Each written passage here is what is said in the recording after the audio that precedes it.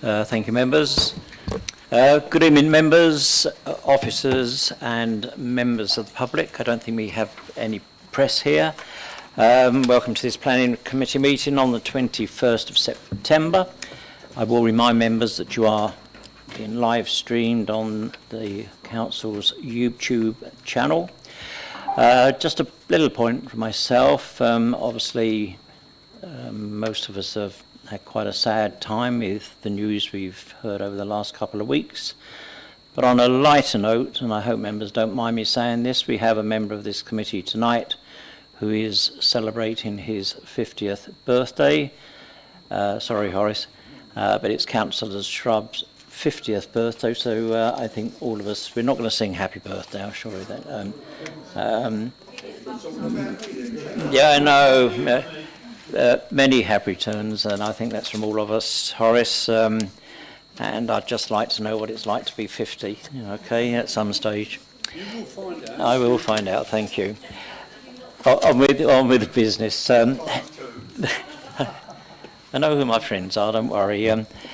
Housekeeping, if the fire alarm is activated, please vacate the offices via the stairs, either through the security door to my right, and obviously in the foyer where you came in, but please do not use the lifts. Please assemble on Hawley Square on the green, and officers will assist you and advise you when it is deemed safe to return here into the chamber. Does anybody here this evening intend to film the meeting? No, thank you very much. The restriction of mobile phones, I would ask everybody present, please ensure their mobile phones are turned to silent and they do not use them or make or receive calls in this chamber while this meeting is going ahead. There are a couple of items which have been withdrawn tonight, and that is items 4B and 4C. Number 18, Eastern Esplanade Margate, the Wishing Towers20 we'll come to that in a few minutes. Members wishing to speak under 20.1, are there any members here this evening wish? No, thank you for that. Public speaking, if members could make a note of public speaking. Item 4A, Addington House Business Centre in Addington Place, Ramsgate. Item 4D, Richboro Energy Park, Sandwich Road, Ramsgate. Item 4E, 54 Stone Road, Broadstairs. And item 4G, Joss Gap Road, again in Broadstairs. Agenda item 1, apologies for absence. I have apologies for Councillor Moore and Councillor Wallin is a substitute, and thank you, Councillor Wallin. I also have apologies for Councillor Rozeski. Are there any other apologies? No. Thank you. Agenda item 2, declarations of interest. Are there any declarations of interest? Thank you, members. Agenda item 3, do members agree that the meeting of the Planning Committee, which was held on the 17th of August of 2022, be approved as a correct record? Could I have a proposer, please? Councillor Hart, a seconder. Councillor Orban. Do members agree? Thank you, members. Agenda item 4, schedule of planning applications. If there are any site visits from tonight's meeting, they will take place on the 7th of October 2022. On this point, I'm going to hand over to Mr. Livingston for a point of information. Thank you. Thank you, Chair. Point of information on 2 schedule items, 4G, Joss Gap Road, and 4J, garages at Tomlin Drive. So for 4G, further clarifications have been sought with regards to railings to be provided as part of the proposal. and confirmation has been given that the height of these railings will be 1 metre in height. Members will see the plans to show the location of the railings. It's proposed by officers that the description of development is updated and that the following condition is added as condition 5 to the recommendation. And the condition would read, prior to the installation of the black railings hereby approved, design details of the railings shall be submitted to and approved in writing by the local planning authority. The development shall be carried out in accordance with the approved details. And the ground of that is in the interests of visual amenities of the area and to adequately integrate the development into the environment. The point of information with regards to 4J, garages at Tomlin Drive. Since the publishing of the committee agenda, we have received a construction environmental management plan, a demolition statement and an asbestos survey, which was requested by the Environmental Health Department of the Council, and they've been subsequently assessed by the Council's Environmental Health team. This has been considered sufficient, and Environmental Health is satisfied that the details provided cover the issues raised in the conditions, and therefore condition 1, which required the submission of these details prior to the commencement of the demolition, would be amended to read, the development shall be carried out in accordance with the details within the Construction Environmental Management Plan, demolition method statement, and the actions within the asbestos survey received on the 20th of September, and the Construction Environmental Management Plan was in the members' box for information as well. Thank you, Chair. Thank you, Ian. Agenda item 4A, this has public speaking, Addington House Business Centre, Addington Place, Ramsgate. Speaking in favour of the application is Mr. John Gold. Is Mr. Gold with us? Thank you, Mr. Gold. You have 3 minutes. Thank you. Thank you for the opportunity to give you a brief recent history of the property known as Addington House Business Centre, a large commercial building subdivided into smaller offices and workshops that in recent years have been mostly empty. The demand for backstreet commercial space all but gone due to the nice new shiny business centres built at Manston. Our application for 8 residential units, all with parking, would utilise this building while maintaining the historic flint features in its walls and with hardly any disruption to the wider community. As this building is centred around a courtyard, the visual appearance of the surrounding area would not change, but its immediate neighbours will have the benefit of the regeneration of the structure and the reassurance of its future. We have in our design sought to return the property to how it would have looked when it was built and reverse the many alterations carried out over the years. With the Conservation Officer commenting on this application that the choice of materials is better than what's there now. A refusal of this application would throw into question what this property would then be of use for. Already turned down for houses, no longer a commercial asset, it would ultimately become derelict with all that would entail: squatters, graffiti, a dangerous structure, and ultimately demolition anyway. But only after years of problems and for the thriving community that this property sits in the heart of a conservation area. Thank you. Thank you very much, Mr. Gold. I now ask the Planning Officer to outline the report, and that is Emma. Thank you. Thank you, Chairman. This is the application site here in red. You can see the existing building shape in the coloured sort of brown. So you can see Hertford Place to the north of the site and Addington Place to the south of the site. And you can see there's an internal courtyard space behind the building, which is currently used as parking. So this is an aerial view of the site. So again, you can see the existing L-shaped building on the site that's currently used for commercial office and storage use. And you can see the forecourt area in front of that space that's used for parking and the access into the site that leads from Addington Place. And then just another view again of the building. So you can see it's a 2-storey building.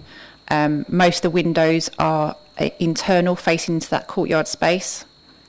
And then this is the view more from the Hertford Place looking towards the building. So again, you can see on the northern elevation, it's quite a blank elevation with just 2 existing first floor windows looking out onto Hertford Place, and it's straight onto the road edge. And again, you can see the forecourt area in this area here for parking, and there's some existing residential properties fronting onto Addington Place opposite the building.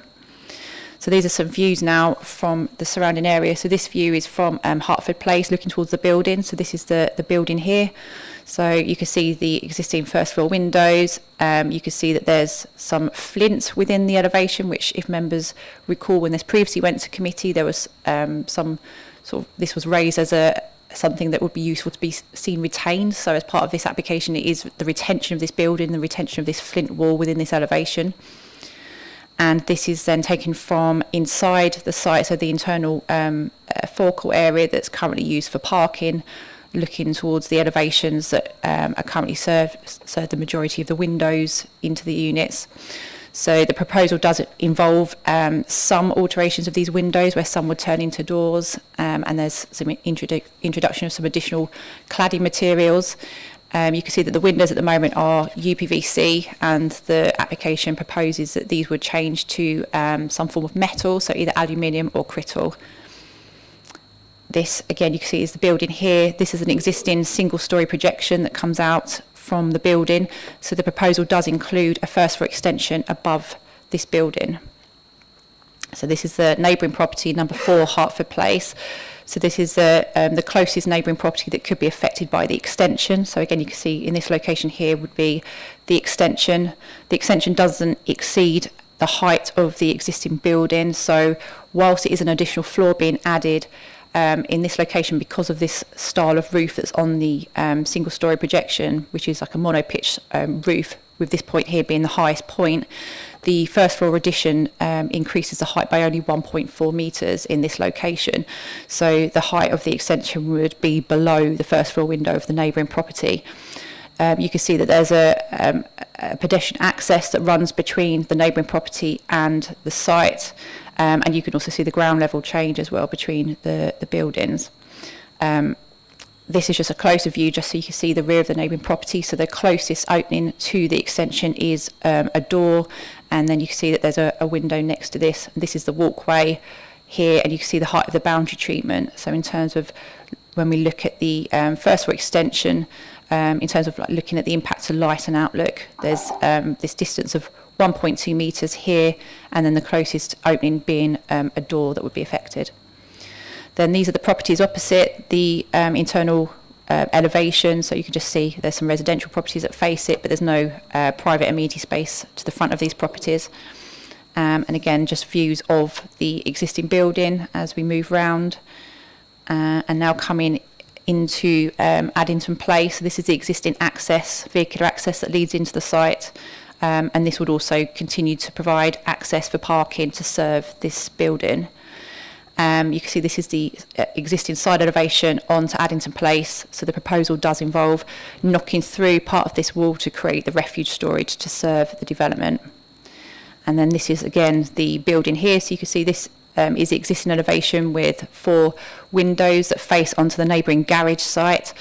As part of the proposal, it is intended to retain these windows, but concern was raised from environmental health about the impact from the garage on the living conditions of the occupiers of these flats, and therefore it is considered that these should be fixed and acoustic glazing used, and also obscure glazing, in order to limit any impact on the future occupiers of this unit from the garage.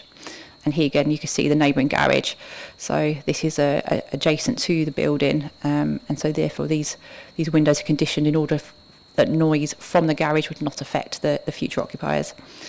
And then this again is just taken from Addington Place, looking towards the building, which is in this location here, with the vehicular access in this point here. And you can see this is the other elevation of those residential properties that are opposite the internal elevation of the building. So this is a block plan of the building. So the existing building is being retained. The only external alterations are the erection of this first floor extension, which is in this location here. So you can see this is the location of number 4, Hertford Place. And again, you can see the side pedestrian access between the buildings. And you can see the depth of the extension, which is just solely above the existing single-storey extension. And other than this, the only external alteration are to some windows within the elevation. So this is the existing ground floor plan. So the existing building is in commercial use, and you can see that there's staff parking to the front of this building. and this is the proposed ground floor plan. So the application is for a change of use of the building to create 8 flats. 3 are 3-bed, 3 are 2-bed, and 2 are 1-bed units. You can see here in terms of the parking layout, there's 8 parking spaces, so providing 1 space per residential unit. This achieves maximum parking standards given that it is edge of town centre location. So the only issue raised by Highways was the fact that visitor parking wasn't provided, but they consider that because it is such a sustainable location and edge of the town centre, that's not a reason to raise any real concerns on highway safety grounds. In terms of the flats, they all meet the nationally described space standards. There's a condition requiring that there would be details of the clothes drying provision to be submitted, and in terms of the refuge, that's in this location here. So again, that end elevation that was onto Addington Place, this would be knocked through to create the refuse storage, and the waste department are happy that the space is adequate to serve the refuse size needed to serve the units, and they're also happy that there is a refuse collection that runs down this road that would be able to collect from the site. You can see within this area here, there's a turning space that would provide turning for the parking spaces, and in this location here is cycle parking. So there's cycle parking internally within some of the units where you would put the bike up against the wall, but this is the external cycle parking, which would also provide some space for visitor spaces as well. Also, electric vehicle charging has been provided, so each space will have an electric vehicle charging point. This is the existing first floor, and this is proposed first floor. So again, you can just see the flats. There's very few changes in terms of the windows on the northern side. In a minute, you'll see that there's just the one additional window being added. And then in this extension here, you can see there's some internal windows into the courtyard space being added, but no windows on the elevation facing the neighbouring property. So this is the front elevation, so this is the internal elevation into the courtyard space as it is existing, and then this is how it is proposed. So you can see there's a few windows that are changing to create French doors with balconettes. There's a few windows that or doors that are becoming windows, and in those locations some timber cladding is being used on the elevation, which does add some interest to the elevation. You can see on the left-hand side here, this is the first floor extension that's being proposed, and so windows are being proposed within that end elevation. The extension will be of bricks to match the existing bricks on the building. And then on the right-hand side here, you can see the opening for the refuse store within that existing elevation. So again, as mentioned earlier, all of the windows and doors that are being replaced with either aluminium or crittle, which is considered to be an enhancement within the conservation area.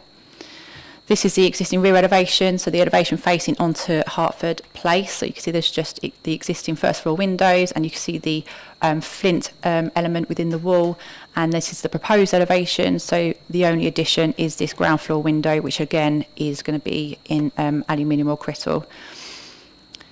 This is the elevation facing the garage, so the neighbouring garage that you saw within the photo. So they're the existing windows, and that's the proposed. So again, no actual changes, but the condition that's been added is to restrict these windows to make sure they don't open and that they have adequate acoustic glazing to prevent any impact from the garage on the future occupiers.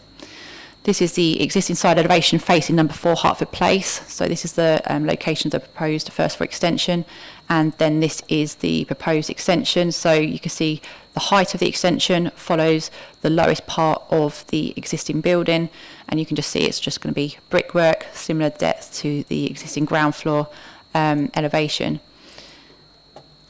So in terms of the design, there's few concerns regarding the impact on the conservation area. In terms of the rear extension, it's not going to be overly visible because it's internal within the courtyard space, so there's not really going to be any wider views of that first floor extension, and in any case the extension appears in keeping with the existing building and is materials to match the existing building.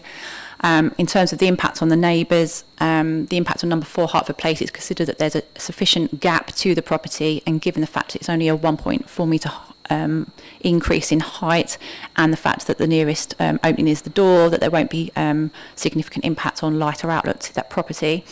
In terms of all other impacts on neighbours, the ground floor window on the site, on the elevation facing Hertford Place, would not result in any overlooking, given the fact it's ground floor level, and all of the other openings are existing, so there's no additional impact from these. Highways, as mentioned, have raised no concerns in terms of the impact on the highway safety, and therefore it's considered to be a good reuse of the building in a sustainable location. A legal agreement has been submitted securing the SPA contribution, and therefore it is recommended for approval. Thank you. Thank you, Emma. I recommend the officer's recommendation, which is to approve. The Vice Chair, please second. I'll second that, Chair. Thank you, Councillor Colmer-Cook. Members. Councillor Hart. Thank you, Chair. I think it's a very good use of space, actually. My only concern is those windows that are going over the garage, they're supposed to be closed and soundproofed. Is there any way of getting fresh air into the top of that building? Thank you. Yes, they are secondary windows. So, sorry if I just show you. So this is the first floor plan. So those windows are on this right-hand elevation here. So one of them serves a lounge, but it has two windows on the other side of that elevation. So there's 3 windows serving that room. So these could open on this side here. And the other windows are just serving the hallway space. So again, it's not really essential for those to be opened. And it's all quite open plan leading into the lounge. So there would be sufficient ventilation to serve that flat. Thank you, Emma. Councillor Bayford. Thank you, Chair. I agree with Councillor Hart. I think it's an excellent use of space, providing 8 affordable units, which we very, very badly need. One of the concerns is that the units are too small. Well, they meet the requirements, and if we want housing to be affordable, it isn't going to be grand and huge. I think this has been well thought out, and I would like to support this application. Thank you. Thank you. Councillor Keane. Thank you. I know it's been conditioned, but do we have any idea what the clothes drying facilities would be? Because it does say here about could be a tumble dryer within the units or airing cupboards, and I'm just thinking of the cost of living and electricity. Is there any other options for drying facilities? Can you answer? The 2 options we usually look at are the tumble dryers or airing cupboards would be the other option, which they could then just show on a plan of where they're going to incorporate an additional cupboard potentially. So yeah, usually they would normally be the only 2 options unless there's some external space, which there isn't for this particular scheme. So usually if they submit a tumble dryer or a floor plan showing where airing cupboards would go, we'd usually consider that to be okay. Thank you. Councillor Orban. Yes, thank you, Chair. I think we should give the developer credit for listening to what was said at when the last application was brought to us. It was overdevelopment. They give it some serious different thought and come up with this, and I think this is well suited on this site, and I'm happy to support it, Chair. Thank you. Thank you. Councillor Wing. Obviously, I know this neck of the wood very well. I'd just like to point out that the garage has actually been shut for some time now, about 6 months, so maybe we need to allow, and I do understand that there's a planning application going into that bit, which maybe enables the developer here to rethink the windows being permanently shut. So that's just a minor tweak. But yeah, the concern was overdevelopment, lack of parking. I was concerned about the loss of the flint wall, which is a unique historical aspect. Apparently the flints are level. I know there are bits of it. There's history about it, so it does look ugly, but it's actually a quite historic significant piece of flint wall. Again, I think the developer needs to be congratulated on listening to what was said. He did come back a second time cheekily, but you know he's listened. I think this is a really good development. There's plenty of parking and there should be plenty of space for people to get in and out.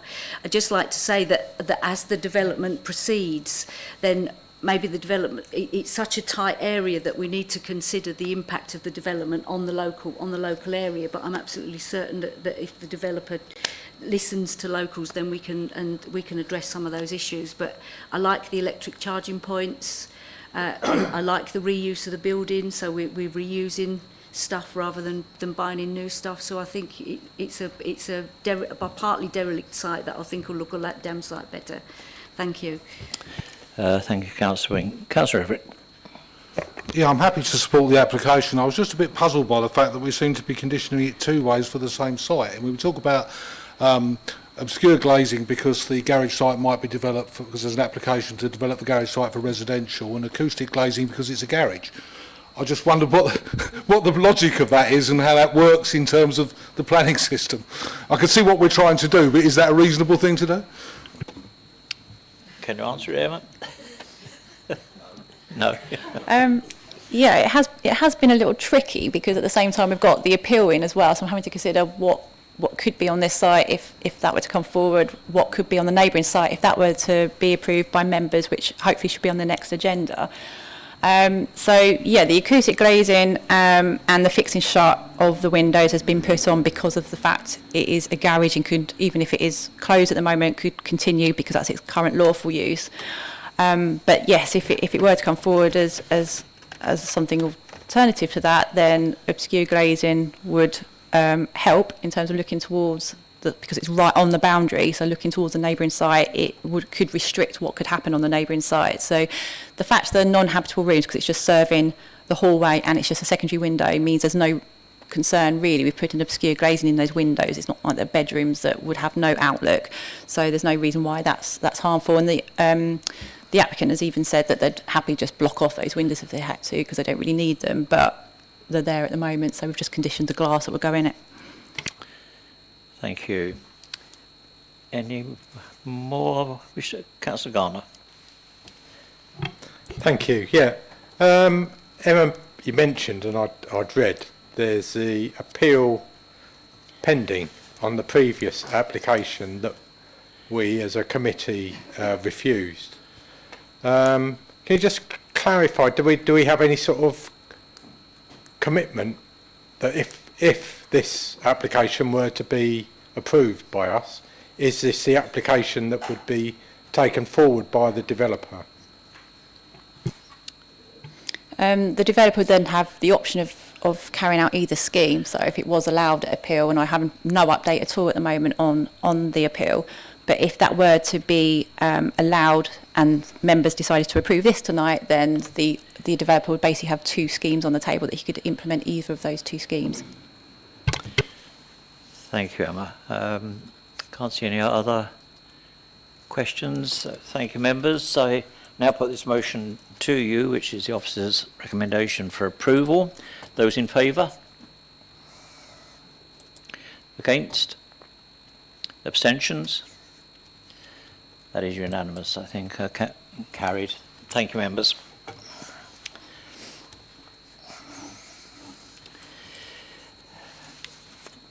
Agenda item 4D, which is an application for approval. The Richboro Energy Park, Sandwich Road, Ramsgate. We have Mr. Alex Patridge, I hope I've pronounced that right, speaking in favour of this application. Mr. Patridge, 3 minutes, please. Chair, members, thank you for your time this evening to consider the proposals for the ongoing development of Richboro Energy Park. As a core component of the UK's renewable energy infrastructure, the Richboro Energy Park has a long-standing history of energy-related uses, from its former guise as a power station through to its current working relationship with the Nemo interconnector and grid connections for offshore wind. As a brownfield site with access to the national grid, it is uniquely situated to continuing its role in supporting the UK's move to a sustainable future, achieving through extension of the existing electrical battery storage facility. Nationally, the UK has a legally binding commitment to achieve net zero carbon emissions by 2050. Key to this will be development of a reliable and sustainable supply of renewable energy. This can only be achieved if there is the delivery of supporting infrastructure to compensate for periods where there will be a shortfall in the generation of wind and solar energy to meet demand. Battery storage, like that already permitted and this application for your consideration today, is a tested means of supporting renewable energy technologies with minimal environmental impact, as there is no noise emissions and no emissions arising from the scheme. We acknowledge consultation comments were raised by Natural England and Kent County Council on ecological grounds, and note that these have been addressed through proposed conditions and mitigation measures. These include the provision of off-site enhancement and biodiversity roofs. That there will also be no adverse ecological impact and an offer of an improvement over and above the current site conditions to safeguard the neighbouring protected sites. The proposal will allow for the creation of a number of jobs during its development, as well as some servicing and maintenance roles post-completion. Fundamentally, however, the contribution to the UK PLC and a move to a sustainable future is a key benefit of the scheme. In assessing the scheme, your planning, ecology and highways officers have carefully considered the proposals and concluded on balance that they are acceptable and accord with national, local planning and ecology policies. With no material planning considerations weighing to the contrary, this application has been recommended by your officers for approval. We hope that you will be able to endorse the recommendation this evening. Thank you very much for your time. Thank you very much. I'm going to ask Mr. Livingston to outline the report, please. Thank you, Chair. So the application is for a proposed electrical battery storage facility, including equipment, alterations to land level, and also the removal of the wind turbine that I think most of you will probably be quite familiar with at Richboro. So the site in question, this is Richboro, previous site of the towers.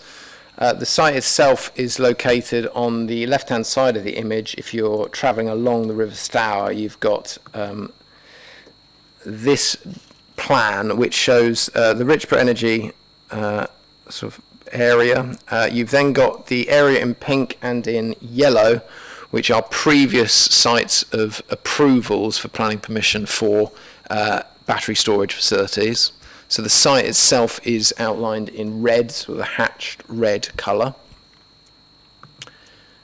So that's a more detailed view of the site itself. So you can see the site comprises of, you've got an access road into the site, you've got sort of grassland in the site, you've got landscape boundaries on both the north and south along the Stour.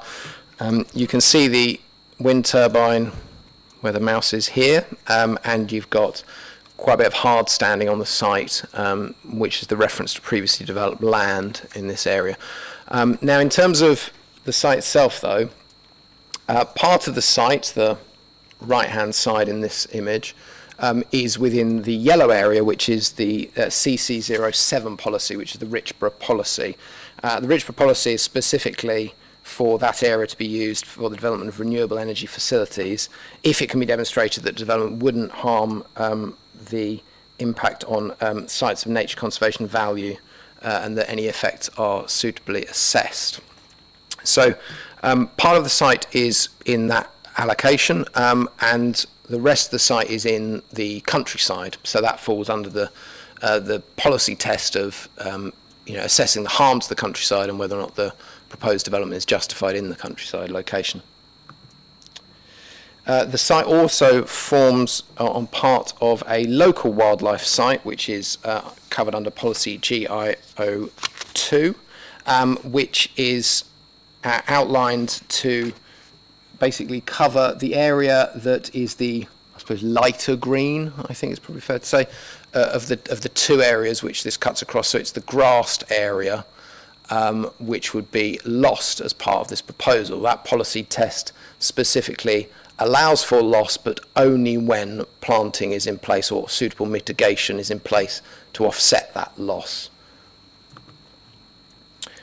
So we're just going to have a little look at some images of the site now from the ground. So just on the right-hand side is the existing access that goes all the way through the Richboro site. So I'll just skip through these ones here. So we get to this one. So this is, again, a detailed view of the site. The image in the bottom left-hand corner for members is the access road in. So it's an image that shows the access road in. The main image to be focusing on is the bulk of the site, which is this top image here. So what is important to note at the moment is that there are two other masts. Other than the turbine, there are two telecommunications masts that are on the site. So you've got one which is where the line comes down, and then you've got another one which is on the left-hand side.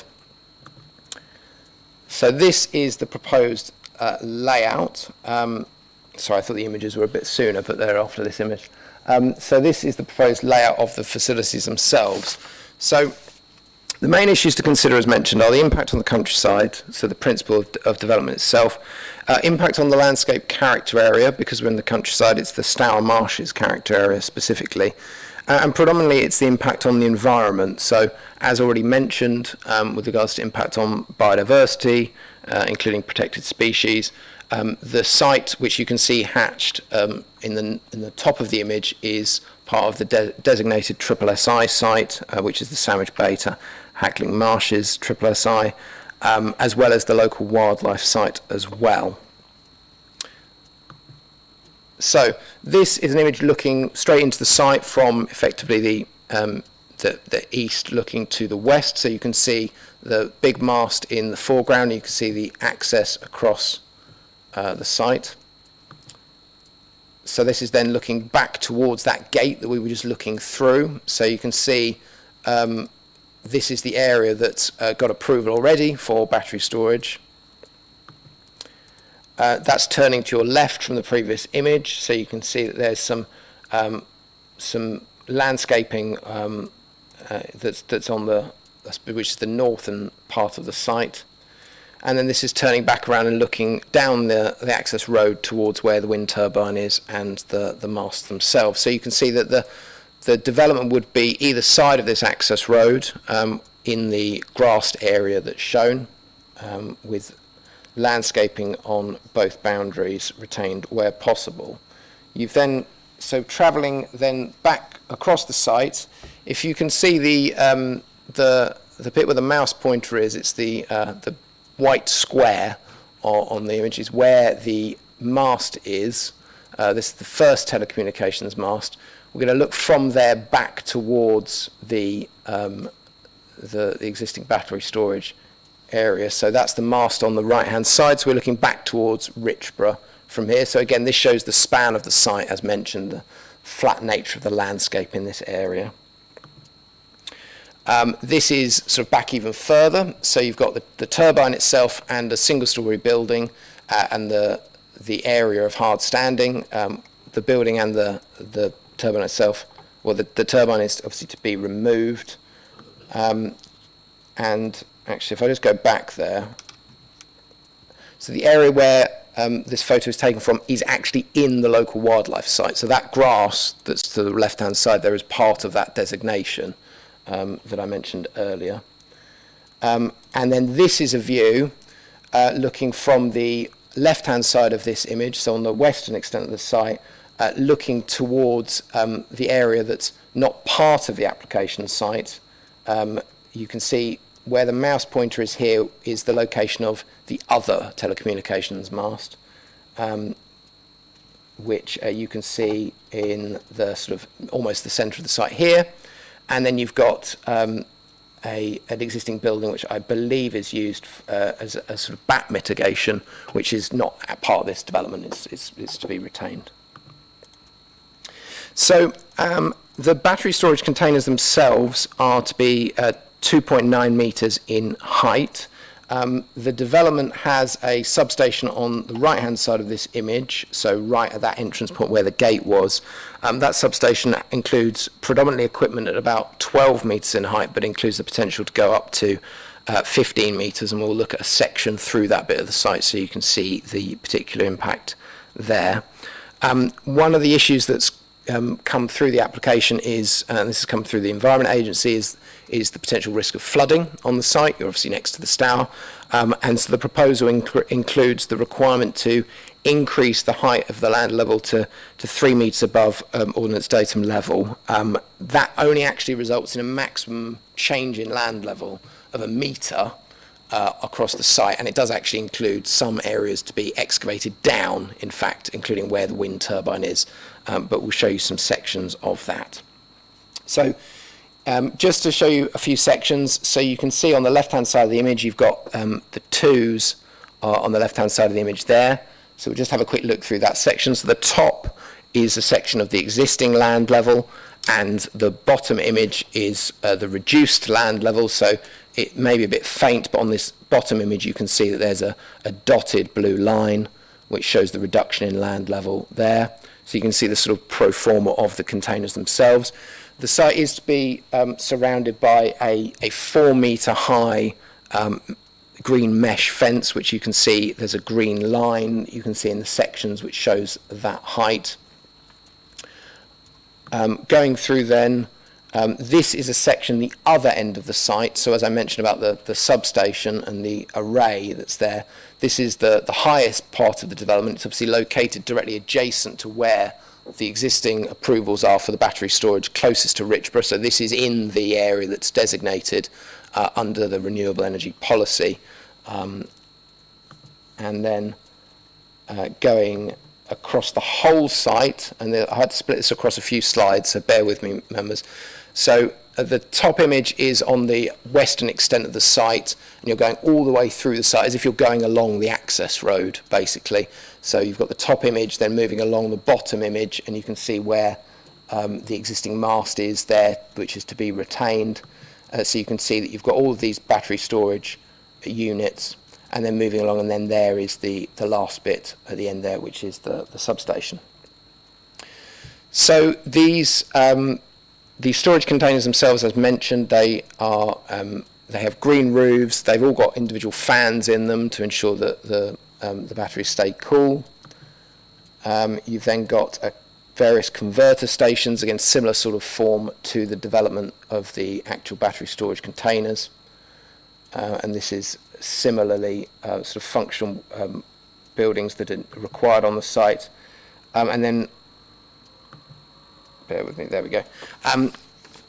So just to go through some of the issues that came up during the consultation, the main concern here is the fact that you are adjacent to SSI. It does result in the loss of some trees on site. And obviously it does result in a partial loss of part of the local wildlife site. And that's why initially you'll see the comments from Natural England in the report, which raised concerns about potentially the impact on the SSI, as well as impact raised or concerns raised by KCC Biodiversity. What was produced was a further assessment of what could be done in terms of mitigation. It was considered that the mitigation the conditions basically requiring a detailed ecological mitigation package, including habitat improvements, which form part of conditions 4 and 7 of the proposal, have been considered to be acceptable by both Natural England and also by KCC Biodiversity.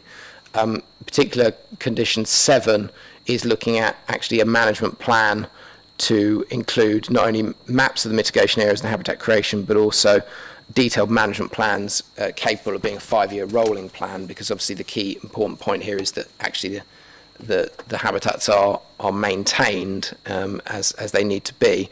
You've also got, as mentioned, condition 4, where it includes species surveys as well that will be required on the site. Those have been considered to be acceptable by Natural England and by KCC Biodiversity.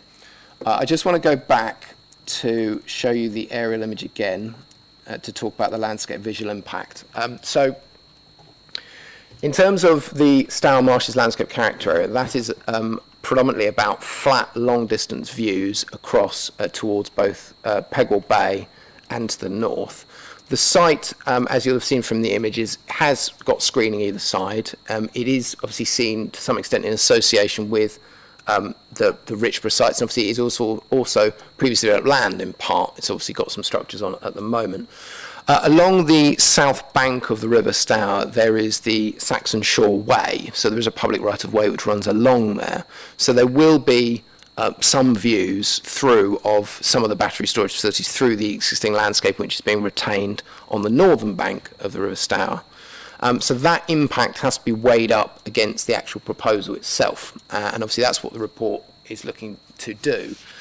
In terms of that principle of development, there is significant support in the MPPF and within the local plan for this type of facility. It doesn't immediately accord with the renewable energy policy because it's not generating renewable energy, but it's obviously giving security in terms of the storage of renewable energy and being able to release that electricity onto the grid as and when necessary, when peak demand requires it, is clearly of benefit both locally and nationally in terms of the move to renewable forms of energy.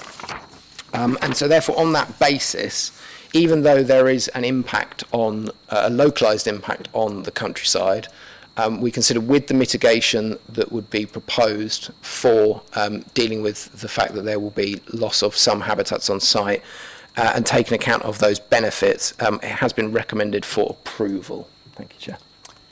Thank you very much, Ian. I move that the officer's recommendation is adopted. Could the Vice Chair please second? I'll second that, Chair. Thank you, Councillor Coleman Cook. Members. Councillor Garner. Thank you. Well, obviously, well, I think obviously, battery storage facilities, certainly if they're linked to our wind farms, are vital for our future energy resilience. This is a very large battery, basically being created, being built. Do we have any commitments as to where the energy is going to be coming from? That is going to be how the energy is going to be generated to be stored at this facility. I.e., will it be from the wind farm green energy?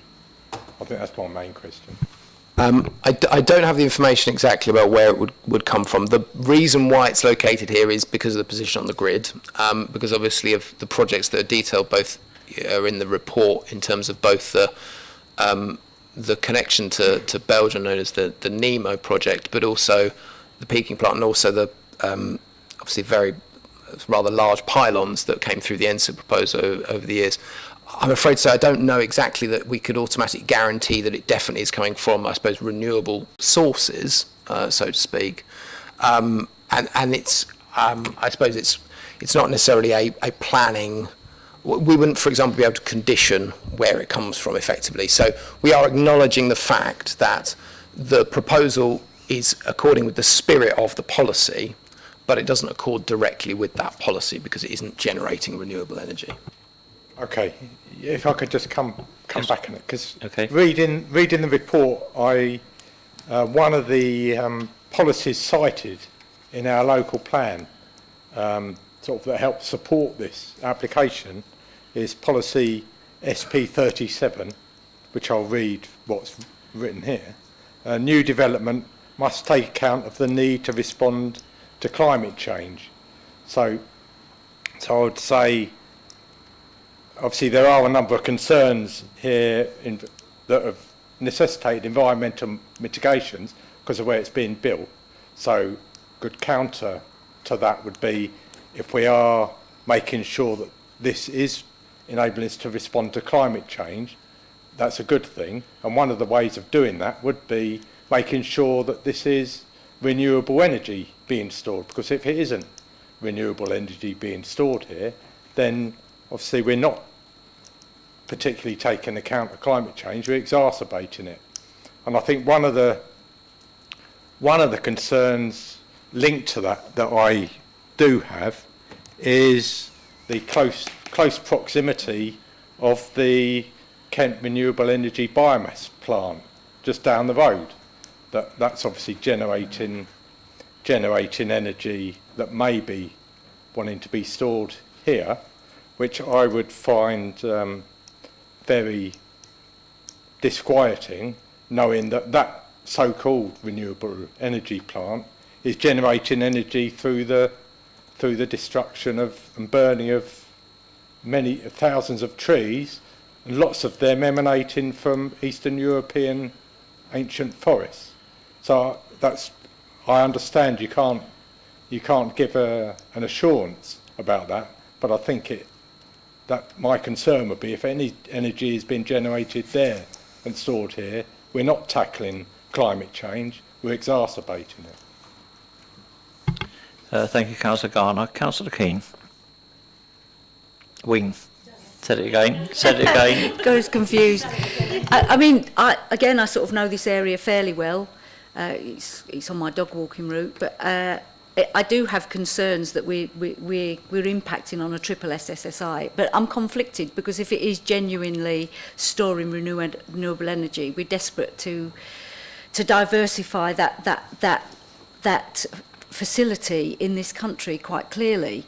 But I'm just conflicted over the use of a triple SSI area, and I just find it. I also find it difficult that it's right next to the River Stour, and I lived in this area when that flood came in, the big northern surge that came down, and it coincided with 3 high tides, and my friends that live in Sandwich were a centimetre.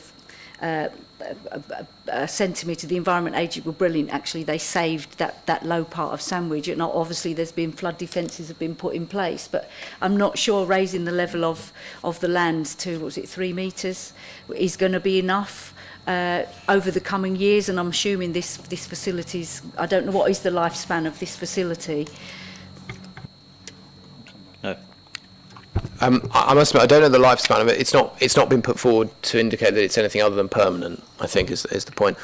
Just to confirm, one of the issues that was raised by consultees is actually a confirmation to ensure that there wasn't actually development on the triple SI. It is adjacent to it though, and the issue really is around Richboro generally is obviously you've got the Richboro Towers historically and all the development around there is obviously located directly next to designated sites, and obviously the council has previously had to deal with NSIP projects, including a lot of cables coming in through the nature reserve, and and it's clearly this is a growth sector, and this isn't an issue that's going to be the only time you're going to hear about it as members in some part in terms of what happens at Richboro, and therefore it is always going to be that balance indeed between trying to protect the environment as much as possible, but acknowledging the fact that this is an area that is going to create these sorts of demands because of where it is on the grid.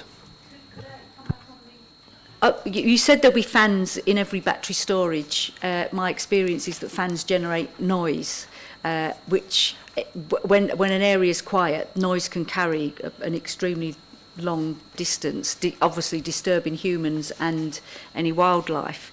So, and also batteries, I'm not a physicist, I failed physics at school. Will there be some sort of electromagnetic, I'm not sure I'm using the right technology, pylons give off electric, they've got an electric field. Will these batteries have an electric field? And is there any, is that detrimental to the wildlife that's living in the area? So basically I've got the noise of the fans, the possible potential noise of the fans, and obviously the potential electric field that could exist. Ian. We've changed our role. We've changed our roles. I didn't fail physics, but that hasn't stayed with me, I'm afraid. I'm afraid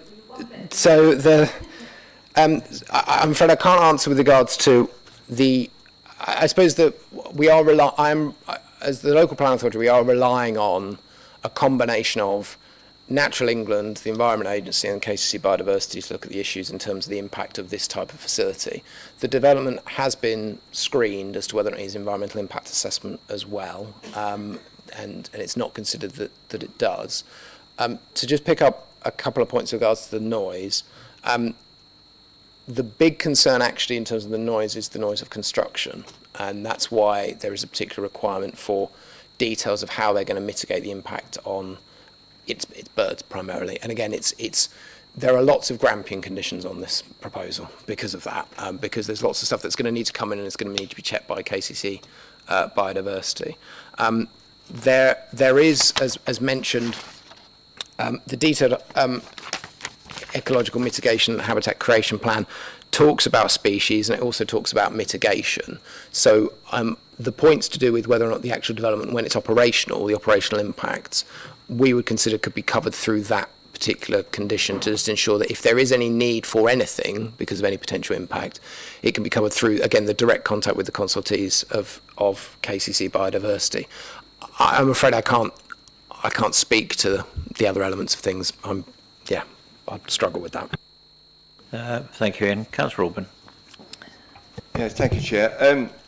I take on board what my two colleagues here have said in relation to the greater issues of the wildlife, etc.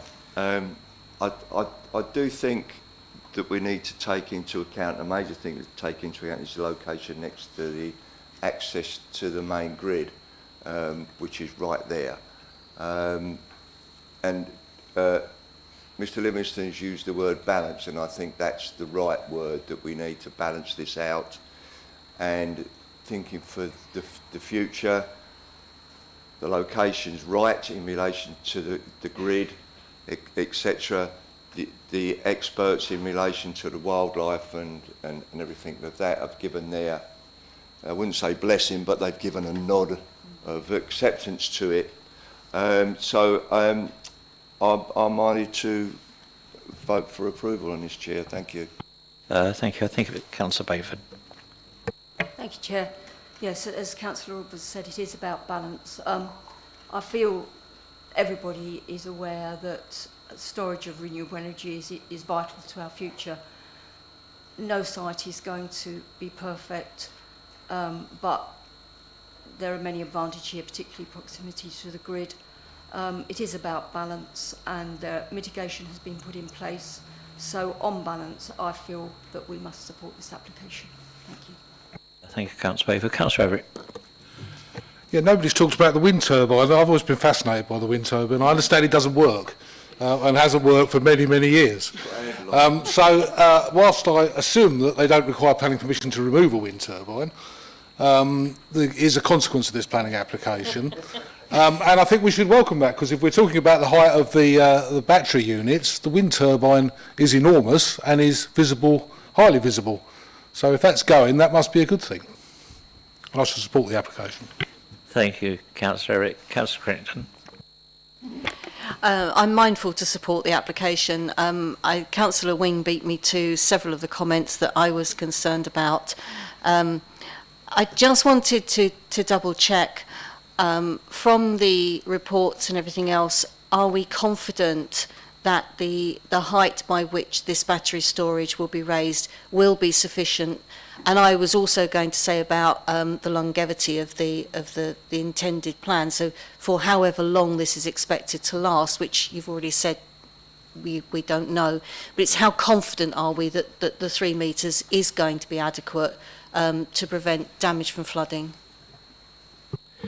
Thank you. Yes, I'll come back here. So I suppose there are two elements of the flooding aspect.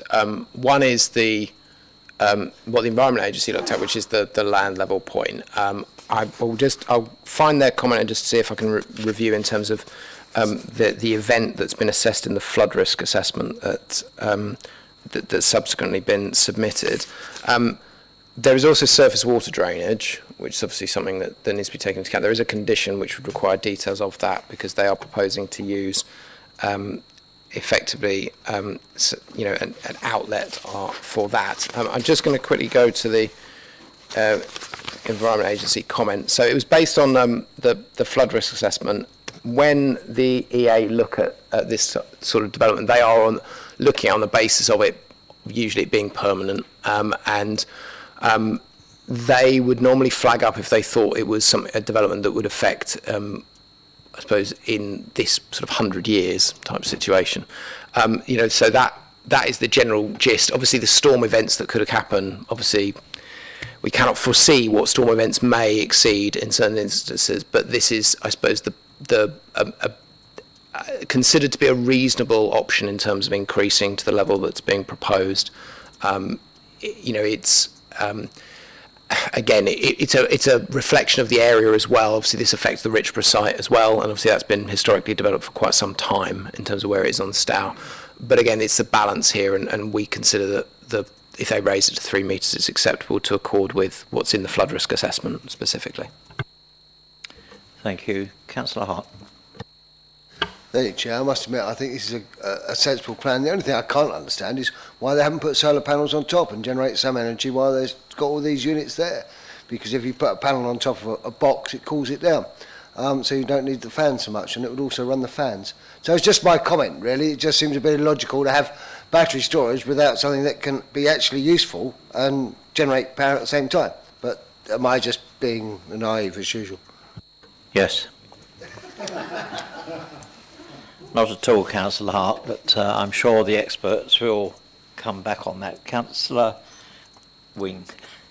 Sorry, I just I've got to get labels. It's all right. Big names I'll on write them. it on my head. I just wanted to come back on the surface water. So, is the surface water going into the main drainage system? Is it, or is it going straight into the Stour or into the sea? And if there is, I mean, batteries are full of some hideous chemicals. We know that. Is there a contingency plan for the site if it actually floods? And we've got an increased situation of storm events, that's fact. You're looking at 100-year lifetime. Thank God I won't be here. But at some point, it's likely that site will flood. Maybe not in my lifetime, but it will at some point.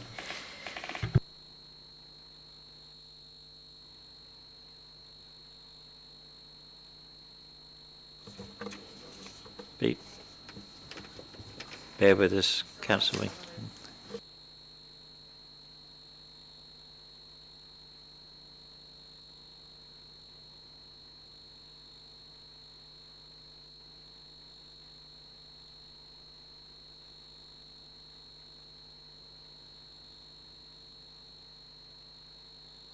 I think we may have an answer-ish.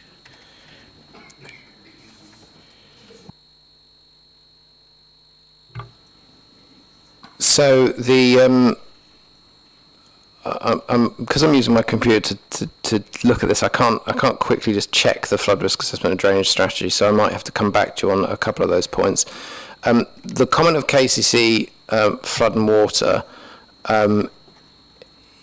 effectively, I think could we have a short adjournment so I can find out the information? Is that all right? Sorry, because I need to stop presenting to find out the precise details of the surface water drainage. If that's Just need 5 minutes, Chair. If that's in order, members and members of the public, not unusual for this to happen. So.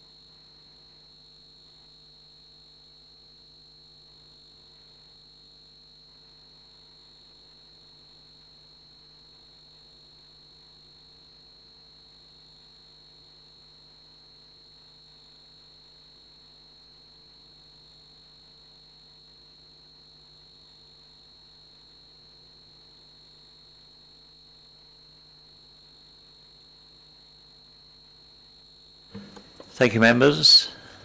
Break is over. Thank you, members of the public, for your patience. I think we've got a bit of an answer here for you, Ian. Okay, so thank you for that, members, and I'm afraid be prepared for me to correct what I've said before. When I referred to the 100 years, that related to effectively a 1 in 100 year storm event, rather than in terms of the test. So that's specifically in relation to the potential for flooding. In terms of the flood risk assessment, what that identifies is that part of the site is in Zone 1, a vast majority is in Zone 1 on the western end, which is the low risk of flooding. But there are bits that are in 2 and 3. To your point earlier, and not identified in any other document, the lifespan of this development is 30 years. If they were modelling on a 0.5% chance of an annual exceedance event, so a flood basically, there would be a potential issue in the year 2070 in some areas of the site above that 3-metre ordnance datum level. Because the lifespan is put to be effectively at until 2052, that's why the level has been set at 3 metres, in terms of basically means that would accommodate for a 0.5% annual chance of an annual exceedance event, and definitely covers the vast majority of the site, which is Zone 1, which is effectively, there's a problem when there's a 0.1% chance of an annual exceedance event in those areas. Surface water drainage is a bit trickier. It does indicate in the drainage strategy that's in the flood risk assessment that there will be some runoff to the Stour. It does outline the use of permeable materials where possible, and it does include a drainage plan which shows filter drains throughout the whole development, which connects to an existing outfall. It indicates that the filter drains will have capacity to avoid effectively flooding in a 1 in 100 year event. If it really rains, that it wouldn't actually cause flooding on the site because of that. The condition is specifically put on to get the details that KCC, as the local lead flood authority, will look at in terms of where it connects into the drainage network, because it looks like from the images that we've seen that it connects into the rest of the Richboro site, basically, is where they'd look to connect in. So I hope that gives some clarity. Apologies for the errors earlier. Thank you, Chair. Thank you very much for that, Ian. Okay, I can't see any other speakers, so we'll put this to you, members. The motion is for approval. Can those in favour please show hands, please? Those against? 1 against. Abstentions? 1 abstention. That has been carried. Thank you for that, members. Thank you, Ian and co, for clarifying various bits there. Agenda item 4E is 54 Stone Road in Broadstairs. This is for approval, but speaking as an objector to this application, we have a Mr. Robin Curtis. Mr. Curtis, are you with us still? You are. Right, you have 3 minutes, please. Thank you, Mr. Chair. Good evening, members. I speak on behalf of those residents of Stone Road who are objecting to the construction of a new 4-bedroom detached house at number 54 Stone Road. We call this a new dwelling because, let us be clear, what is being retained of the present building in the proposed development appears to be less than 25% of the original structure and equates to no more than 10% of the proposed residence. It would therefore seem a misnomer to call this an extension.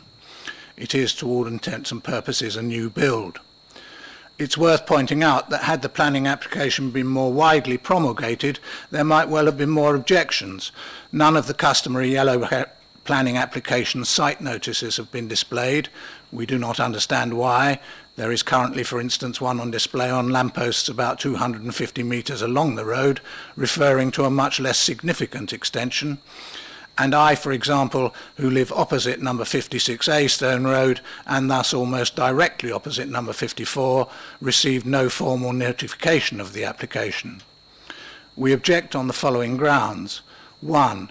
Loss of privacy and light to the residents of number 52A. The proposed first floor balcony, as shown in the rear east-facing elevation, will allow their rear garden and patio areas to be overlooked with consequent loss of privacy. 2. The erection of the two-storey building, as shown in the side south-facing elevation, will hugely impact on the amount of light on the north-facing wall and side passageway of their property. 2. The application represents overdevelopment which is out of keeping with the area. If successful, the application would mean that an area only recently occupied by one detached four-bedroomed house and a three-bedroomed bungalow would be occupied by 3 four-bedroom detached houses. 3.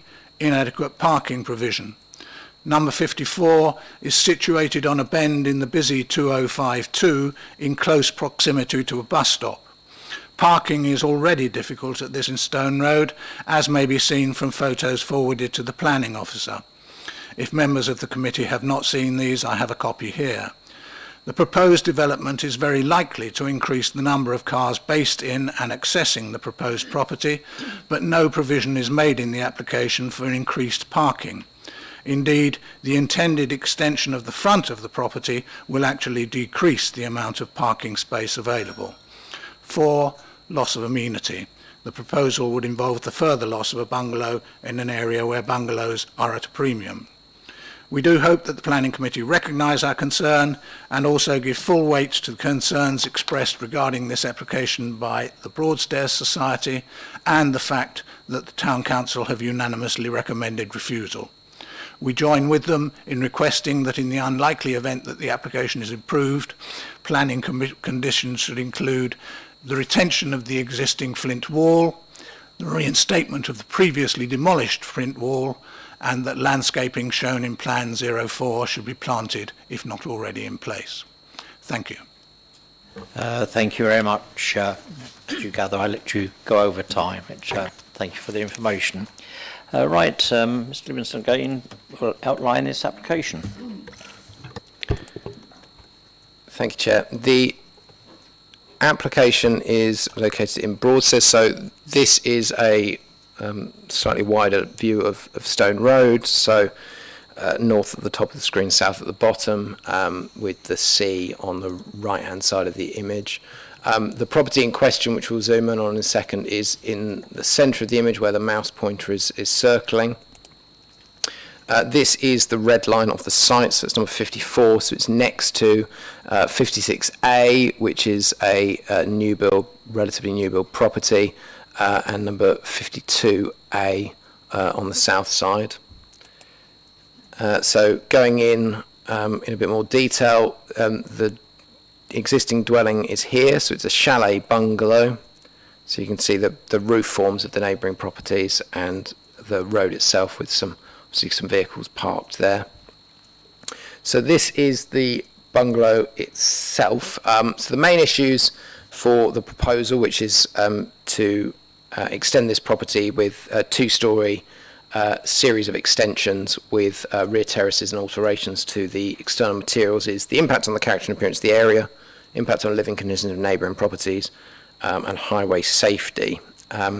So you can see here that there's a change in level as you move through the site from the road, as it sort of the site falls away towards the sea, and we'll see that with images that show properties on either side of the road in a bit. You can see the flint wall that's been mentioned as well.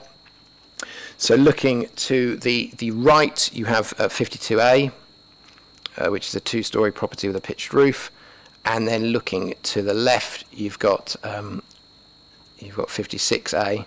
That was the new build property that's been mentioned. This is a Google Street View image, which just shows that change in level. So you've got the properties that are two-storey but with quite large pitch roofs opposite, and a sort of mix of properties includes chalet bungalows, two-storey detached properties, a variety of different designs. on one side of the road as well, and then you can see the change in level that occurs with the properties on the right-hand side of the image. So this is a view of the rear elevation of the existing chalet bungalow. So looking to the right, so that's the back of 56A. So it's 3-storey at the back, 2 stories at the front, and then the back of 52A as well. So just showing the sort of nearest rear-facing habitable room windows. So this is the existing block plan of the bungalow. This is the proposed block plan.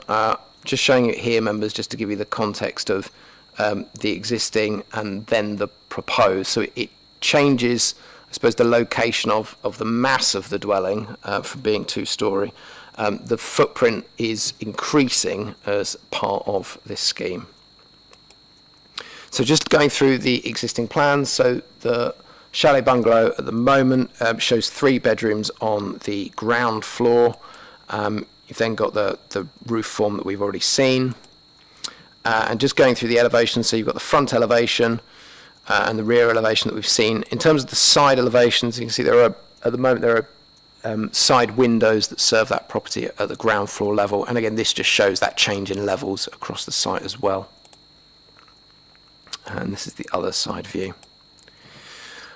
So on the top, you've got the existing street scene showing the heights of adjacent properties in relation to the chalet bungalow, and then you've got at the bottom, you've got a street scene that shows the proposal, so with the black dotted line showing the form of the existing roof. So the design changes to create a gable end on the front. You have render within that gable, and then brick slips on the right-hand side with a pitched roof pitching back on the right-hand side, linking into that gable end roof. So the eaves height is less than the neighbouring property, but matches the newer property at number 56A on the left-hand side of the image, with a gable design which is similar to the properties on sort of to the north of this dwelling. So just looking at the floor plans of the proposed, this is the ground floor plan. If I can direct members' attention to the terrace at the rear, you can see here there's an annotation which states a 1.8 metre high obscure glazed screen to be installed next to the terrace there, and that's to protect the amenities of the neighbour at 52A. In terms of the the first floor plan, you've got a 4-bedroom property from the 3-bed at the moment. You've also got a balcony at the rear, obviously facing towards the sea. What's important about this balcony, those is inset, so you can see that the walls either side actually go past, so the balcony doesn't protrude out, which means you can't look side to side directly down into the neighbouring properties. You're directed in terms of view out towards the rear of the garden. So as mentioned, this is a change in materials of the property, so white render with brick slips around the feature with cladding as well. You've got obviously a mix in the area. We've seen from the photos that there are examples of render, there is examples of brick. There is a condition that we're recommending in terms of making sure we get the samples of the materials, because obviously this is a property that's got both render and brick, and obviously there are different brick colours that are in the area, trying to ensure that it matches as close as possible to the vernacular materials that are there, and that it is reflective of the street. In terms of the rear elevation, so on the left-hand side, as mentioned, you've got the 1.8 metre high obscure screen from the level of the terrace to avoid an impact on the neighbouring property. And then you can see that's the inset balcony here. The side elevations, you've got an obscure glazed window which serves the hallway with some ground floor windows. Again, there's a reduction in the side windows from the previous scheme. And then on the other side, it's a blank elevation. So this is the elevation that is adjacent to the neighbour that protrudes further into the site, which is number 56A. So if we go to the block plan,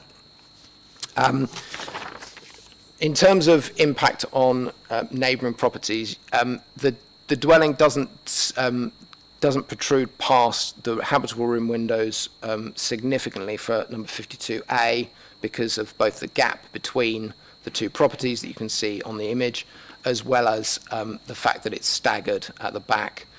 In terms of the impact from on number 56A, that property already extends further back into the site, and therefore it's considered that there wouldn't be harm to either property, either side, in terms of impact on primary outlook.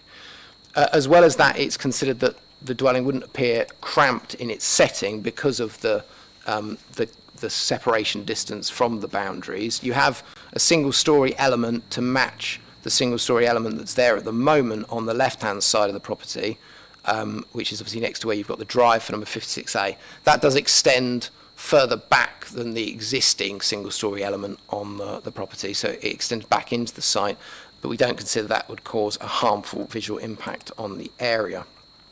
In terms of concerns to do with parking, so currently the property benefits from off-street parking, and there is no proposal to change the existing access to be used. You've got 2 off-street spaces at the moment. Obviously, it does increase this property by a bedroom. There is some images that have been put into the box in the members' room that have been circulated, raising concerns about congestion at different times, obviously predominantly the summer for obvious reasons with regards to the location, and the fact that you've got the properties to the west of the road don't have parking off street, and so they would park on the road. However, in terms of we're moving from 3 bedrooms to 4, and obviously even if that generates an additional vehicle, which it doesn't necessarily, and obviously it's very family dependent, you've obviously got 2 off-street spaces already, and 1 car added to Stone Road isn't considered to be a material impact to warrant refusal of the application in terms of a severe harm to highway safety. An extension to a property doesn't even warrant the highway authority even giving us a comment, because of the level of or the lack of impact that would normally have on the network. So it's not considered that they're not proposing to change the access, there's no impact on visibility displays, and they're obviously still retaining the parking that's available, and that is considered to be sufficient. Concern has been raised about the loss of the front boundary wall. The agent has stated it is to be retained. There is a suggested condition that the officers recommended could be put forward. I do think it's important to note, though, that there is a question about whether or not the demolition of the wall, we're looking at a wall that's 1 metre in height, it's not a conservation area, whether or not that wall could technically be demolished as not even constituting development under the Planning Act, which is an issue that has come up in various issues in the local area, including even in conservation areas as well. Obviously, the intention, though, from the applicant is stated to be retained. I know it's a very important point that's come up with, and it came up with the development adjacent where the flint wall came down, and that raised a number of concerns. But obviously, the agent is stating that they're looking to retain it, and we would like them to retain it. But obviously, if it does constitute something that just doesn't actually require planning permission, the power that we have is limited here. But they are obviously proposing to retain it. So in terms of overall, it is considered that the design is appropriate in terms of the scale and mass of what's being proposed. Given the neighbouring properties there, you have large detached properties. The nature of it being 2-storey isn't considered to be out of character because of the fact that it's set in and the requirements that have been put in place with regards to a privacy screen, etc., and obscure glazing on side windows. It's not considered to impact on neighbouring properties, and therefore it is recommended for approval. Thank you, Chair. Thank you, Ian. I move the officer's recommendation, as you heard, is for approval. Could the Vice Chair please second? I'll second that, Chair. Thank you, Councillor Coleman Cook. Members? Thank you, Councillor Bayford. Thank you, Chair. It can't be denied this is a huge extension, and it does change the street scene. However, clearly there is going to be further development on this site, and it does seem that lengths have been taken to for this property to blend in with the properties around in terms of materials, the inset balcony and the privacy screen. I can understand the concerns of residents because it does change the street scene, but in view of the fact that the development is going to take place anyway, I think perhaps this is much more acceptable than the previous application, and I think maybe the best we're going to get. So I think probably should let this go through. Thank you. Thank you, Councillor Bayford. Councillor Orwin. Yes, thanks, Chair. I agree with the gentleman there who said this is basically a new build. It basically is. I don't think we can get away from that point. However, I think we've got to look at what is either side of this building, of this bungalow. The bungalow is minuscule in comparison to what is either side. And I think the design is good. I think it fits in with the street scene myself. And so that's all I want to say. Thank you, Chair.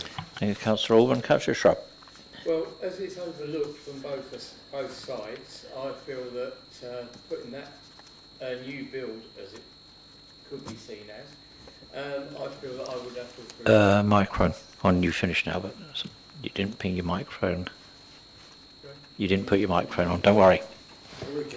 Oh, sorry, but I was just going to say, well, it looks both sides were overlooked.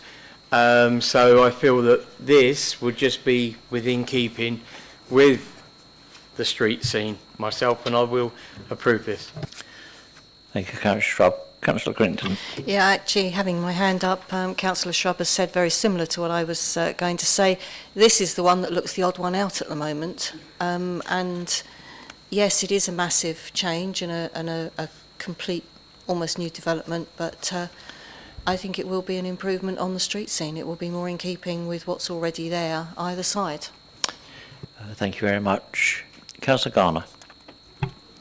Yeah. Sorry, got me at the wrong time. I have serious concerns about this. My concern is this quite clearly is overdevelopment, and it's overdevelopment in an area that is being continually overdeveloped, and you can tell by the numbering system that has changed along this road. There are so many A's along there. They're slotting these. The whole area has changed in its outlook. This bungalow wouldn't have been out of place not that long ago, and it's a shame. It's a shame that we keep seeing these in a piecemeal, one at a time application, as I guess we have to, and we don't look at the bigger picture as to what we're turning this area and a number of other areas into. One thing that was mentioned in the report as well, and I have, as Ian knows, I have concerns about the loss of flint walls in the area. These are heritage features of the town, and because they are of a certain height, it seems people are allowed to just knock them down willy-nilly. I mean, I was pleased earlier on at the first application that attention was paid to the flint walls in that building, and we did make sure that those flint walls were kept. But the way we're going in Broadstairs at the moment, and St Peter's, we seem to be losing all of the flint walls.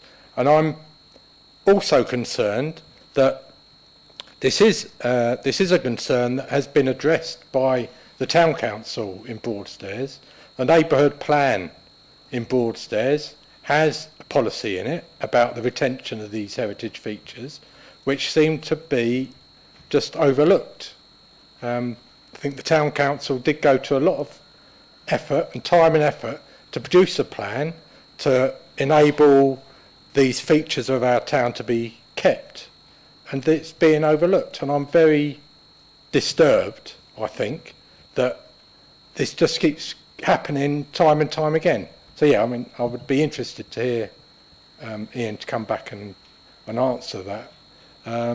So as I'll just sort of sum up by saying, if we keep looking at these applications one after another without thinking about the medium to long term about our town, and through, from what it looks to me, paying little attention to the town's neighbourhood plan, then we're just going to be going from bad to worse. Thank you. Thank you, Councillor Garner. I'm going to bring back Mr. Livingston. Just to come back on the Flint Wall point, indeed, the neighbourhood plan obviously identifies a number of issues to do with heritage features, which would obviously want to be retained where possible. Obviously, this proposal isn't actually stating they're going to demolish the Flint Wall. It's, I suppose, the concern that's being raised is the risk that it happens as happened next door, which is what happened in this instance. It is a tricky situation because we're governed by the legislation on a national basis in terms of actually it's not even that it's a question of what's permitted development. It's actually that it doesn't even constitute development at all under the Act, which is the issue as to whether or not it constitutes relevant demolition. And we're not in a conservation area, which is when if you start to do things in a conservation area, then you're bound by heights in a different way. But again, I suppose it comes back to that point that it's not being proposed to be removed. Obviously, we've raised it with the applicant. They're clearly very aware of it, and I'm sure that there will be a reaction, and maybe an understandable reaction if it was to be taken down. And so we've obviously put forward what we've put forward, but obviously there's the applicant's intention is clearly something that is for their own decision about it. Thank you, Ian. Councillor Bayford, come back. Thank you, Chair. I accept the things that Councillor Gunn has said, and I'm also very respectful of Broadstairs and St Peter's Town Council's neighbourhood plan. However, planning legislation has changed, which we all know, and many areas are changing. And I think it's important that we look for the best possible changes that we can find. This development does seem to have tried to fit in with the street scene as best possible in terms of materials, and I say the inset balcony, the privacy screens. I think although change is not desirable, I think it's probably an acceptable change, and feel that residents probably will find that it is not detrimental to their living in the future. So I feel probably we should go with this one. Thank you. Thank you, Councillor Favour. Councillor Wing. Given my own recent experience, personal experience in terms of planning, this is a massive development in terms of its height and its both vertically and horizontally, to gain an additional bedroom, which I find overbearing. It encroaches. It's going to take the light. I won't be supporting this because to gain one more bedroom, and we're encroaching on that side with that property there. We're going up, so we're overlooking.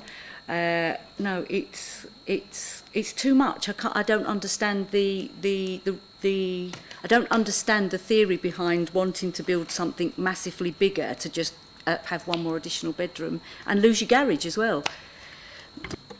I think applicants have the right to put in these applications. Councillor Wing, totally understand your comment on your personal one. Councillor Everett. Yeah, Chair, I respect the fact that people are nervous about changing their environment and what impact that might have on their living conditions. But I have to say, looking at it from the evidence that's been presented to us, that is an improvement to the street scene. I don't think it's overdevelopment. And again, there's no point whatsoever us turning down applications which we know very well will go through on appeal from a planning inspector if they're appealed.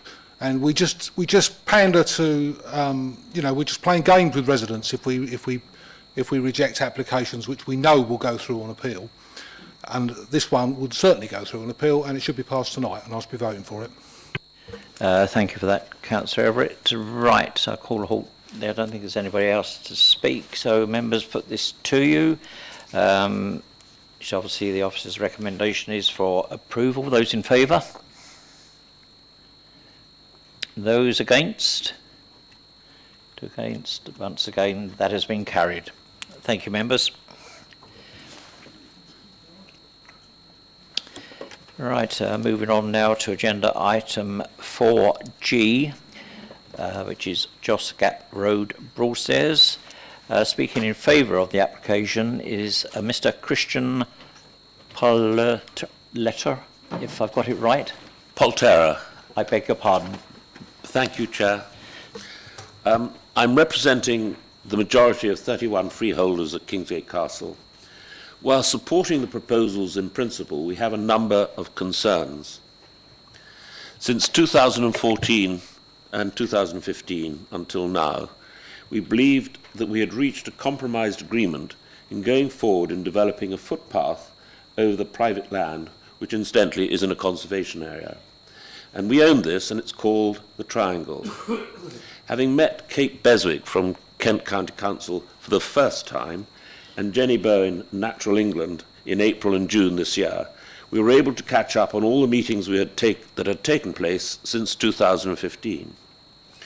We felt encouraged that comments made by John Elvidge, acting for us, raised concerns on a number of issues that would help to make sure that a pathway is constructed that is safe for pedestrians and durable.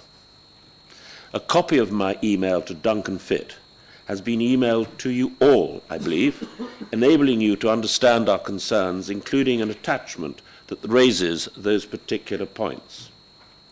I'd like to refer you to a number of key concerns that need clarification. Black metal railing to be in the style that is in keeping with the entrance gate of Kingsgate Castle was agreed and should be adopted. And Mr. Livingstone very kindly gave me the answer that we wanted, which is the height of the railing, which is 1 metre, not the 2 metres of the fence that goes alongside the golf course. We have seen the increase in traffic over the summer months, resulting in illegal parking over double yellow lines and the existing footpath from Kingsgate Bay to the castle entrance.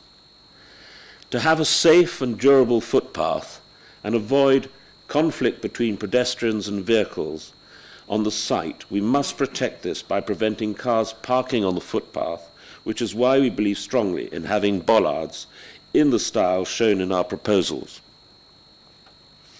The report acknowledges some modest alterations to land levels may be required to create a level service along the path.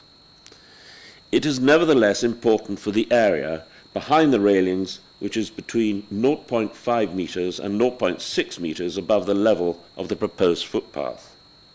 Steps should be taken to address this difference in levels, otherwise the soil behind the railings will inevitably wash down onto the footpath. In the light of our concerns, we would very much like to invite you all to visit the site and assess these issues yourselves, and therefore defer the application. Thank you for your time. Thank you very much. Speaking as an objector to this application is Ms. Karen Mackenzie. Ms. Mackenzie, you have 3 minutes. Thank you, Chair and Committee. I'm the voluntary tree warden for Broadstairs and St Peters, but my concerns are broader than trees. Perhaps KCC couldn't care less about the dangerous parking situation or the speeding traffic along this narrow stretch of road. These problems should surely be solved before the expense of this footpath scheme for the National Coastal Path. My objections on the portal explain all the policies that are in conflict with this application. There are too many for 3 minutes. My following points are in addition.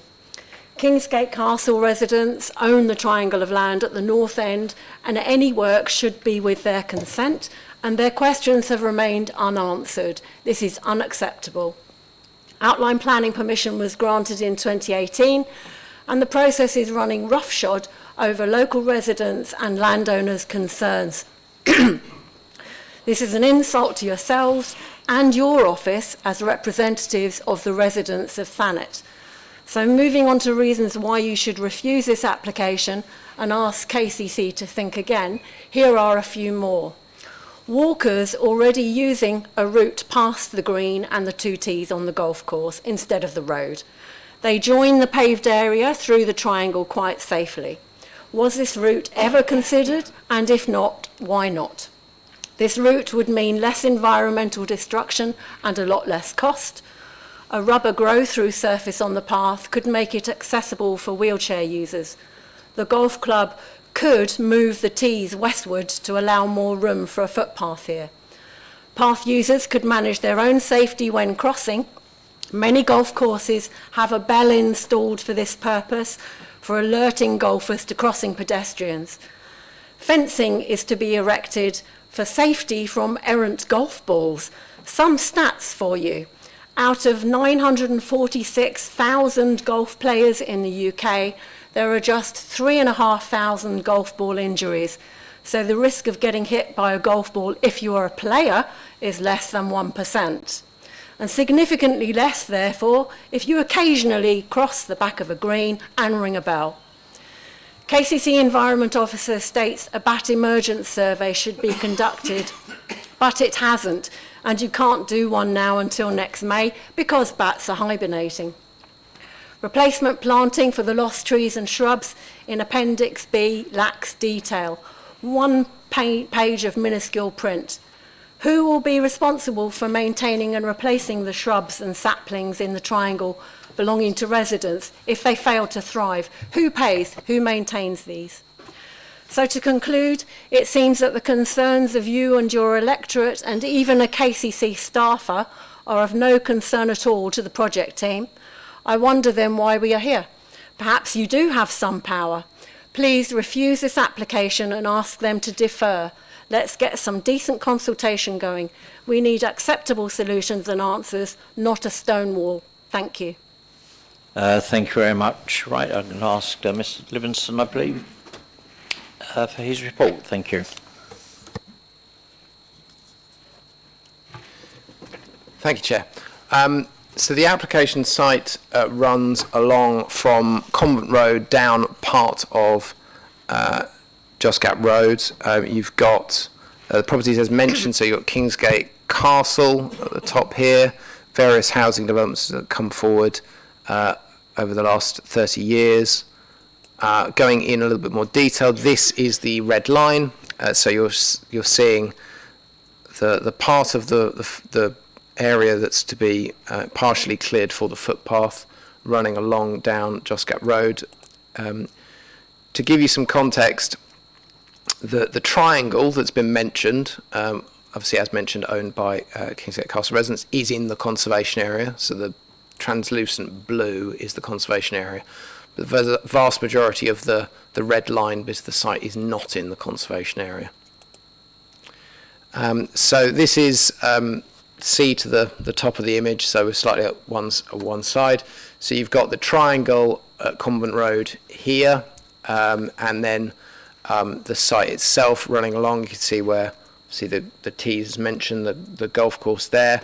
And then what you can see at the end here is the existing footpath, which the proposal is to connect into. So this stretch of road here doesn't have any footpath, and I'm sure most people are probably familiar with this, but we will show some images as well. So just to show the red line on some of those satellite images.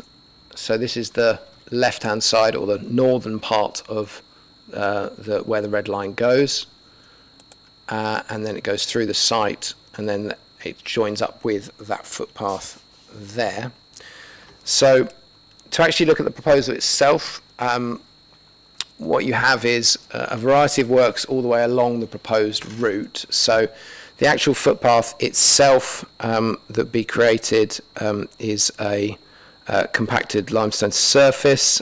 You've got, if we're looking at the conservation area part, you have a railing that's proposed along when you're directly adjacent to the footpath here. So it's where this arrow is noting. So there's the thing saying proposed railing. So just to confirm again, that's a black railing as confirmed in the planning statement. It's 1 metre in height, and and what's being proposed here is some vegetation is being cut back to expose basically the area at the moment that's there, and then the footpath itself starts here and extends along. It then extends round and goes away from the road slightly to go around the trees that are there. It changes from a railing to a 2 metre high screen, so a fence which is being erected, and that's erected in the centre. You can see the red line in the centre of that, bisecting that green area. So the green area is the planting area, and we'll show you what that looks like as well. So there's specific planting that's being proposed along this route.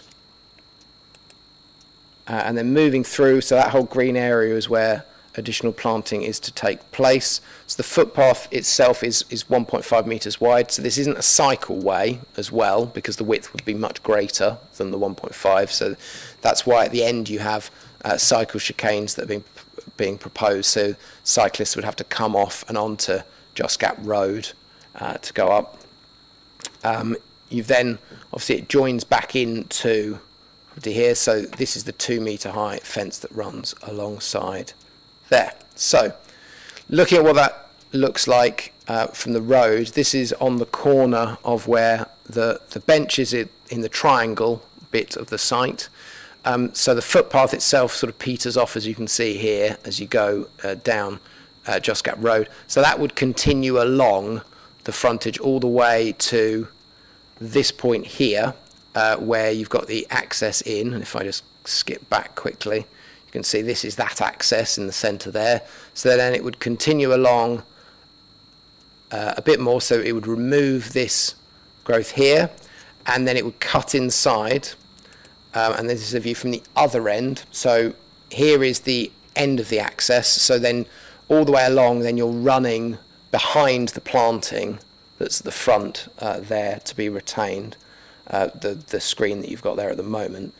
You can see again the width of that road. You've got a bit of a pedestrian route on the eastern side of Joss Gap Road, but then it is no pedestrian access, and it's, as you can see, the double yellow lines all the way along that stretch as well. So the main considerations for this are outlined in the report. So we are in the countryside, we're also in the Green Wedge. The officer report goes through those considerations and does consider that the proposal would align with part of the Green Wedge policy. In terms of the balance here, it's fundamentally about the balance between the loss of certain bits of habitat. This is a local wildlife site again, so again the policy GIO2 requires there to be mitigation put in place when any of that is to be lost. It's about balancing the improvements to highway safety which would occur. We do consider there is a benefit here from obviously providing a footpath that simply isn't there. Mention's been made about the project itself. It's a Natural England project that's jointly being put forward by KCC as part of the Coastal Path project. Obviously planning permission here is required for the physical works that are occurring. What it is important to note though is that there are trees that are being lost within the conservation area. So there are two particular trees that are the orange trees, so not the blue root protection areas that are being protected as part of this application. But there are two category C trees that are being removed, and there are trees that are being removed in actually where the red area is, which is showing where the clearance is going to occur further down. Now, those red areas, when you're not in the conservation area, there is no protection on the trees that are there or the scrub growth itself. That could be removed without permission, but obviously it is acknowledged that as the proposal has come in, we have to consider the policy framework, and therefore the local wildlife site does need to be considered. In terms of the issues that have been raised, one of the issues that's been raised is the change in land levels, and there is I think actually if I go back to you might be able to see it in this image actually. There is a change in land levels across the two bits of the site. Officers haven't felt it necessary to put a levels condition on in this instance because it's not considered that there is necessarily any automatic harm that would be created that we need to either mitigate or check by virtue of the footpath. Obviously the footpath is is to be designed to be as obviously as flat as possible, because obviously they're trying to improve access, and KCC public rights of way are the people that are actually going to be implementing this project effectively or controlling this project, and therefore we are confident in their ability to do that without necessarily having to get a level survey. Members felt that to be necessary. That is a condition that could be added to the recommendation for approval. Officers, though, haven't put it on. There was quite a bit of back and forth with regards to ecology itself, because of the fact of obviously the removal that's occurring. In particular, KCC Biodiversity have looked at the actual mitigation planting that's to occur. So if you're looking at the top image there, on the left-hand side is the line of the fence line, and you can see then the cross-section on the bottom image there in terms of that 2 metre high, fence. So what you've got in that area, that green area, if we go back to the image, there we go. In the green area, we have a planting schedule that's been submitted, which includes a mixture of native tree species to be planted, as well as climbers for the actual proposed fence itself of honeysuckle and Irish ivy at 2 metre intervals all the way along there. It does indicate that they are going to infill gaps where possible. We obviously have the plan, which is, go back to it, sorry, which is this plan which identifies the methodology as well, and this would be conditioned as part of the proposal to come forward. Again, that has been looked at by the separate element of KCC, who are quite rigorous with their colleagues about what they needed to provide, and as mentioned, the bat survey. So this is an issue in terms of actually to do with the works to the trees. It's not so much the physical works to the ground, it's actually the works to the trees itself, and there is a condition that's looking to safeguard that any tree works couldn't occur until a survey has been done. Obviously, mention has been made of the time limit that would be necessary. That is a time limit that would then have to be adhered to, because the survey has to come in and be signed off. So it may mean that some works can occur, but the point in line with the Wildlife and Countryside Act is ensuring that there isn't any impact from any works to trees there that could affect protected species, and therefore both with the protection of the legislation but also with the condition, we consider this to be sufficient. So again, it's a word that I used earlier. This is a balance. Fundamentally, you're looking at work that is occurring in the green wedge and the countryside, but there is a tangible benefit in terms of the benefit that it provides in terms of pedestrians safeguarding. In terms of concerns, sorry, one point that I didn't mention, in terms of the highway safety concerns, there is some concern that's been raised with the gap that you have in some places between the footpath and the road itself, and you can see it in this cross-section on the top image there and the bottom image as well, about that 500 mil, and that it could encourage people to park in that area. There are double yellow lines along there. Now, I appreciate residents, I'm sure, are quite used to people parking along there, and there being an issue with that. Fundamentally, the design itself wouldn't automatically lead to this type of parking occurring, and there are controls in place, and I don't want to shunt the blame onto other departments of either the council or KCC, but it is a matter for parking enforcement about those parking laws being adhered to in terms of looking at that. Overall, again, it is a balance. We do think there's a benefit to pedestrian safety, but it's acknowledged that there is a need for mitigation planting because of the impact that it would have on the local wildlife site, but it is recommended for approval. Thank you, Chair. Thank you very much, Ian. Once again, I move the officer's recommendation, which you understand is approved. Would the Vice Chair please second? I'll second that, Chair. Thank you, Councillor Cook. Councillor Alban. Thank you, Chair. It just seems like a total destruction of the scenery, the woodland, the trees, the area. I just,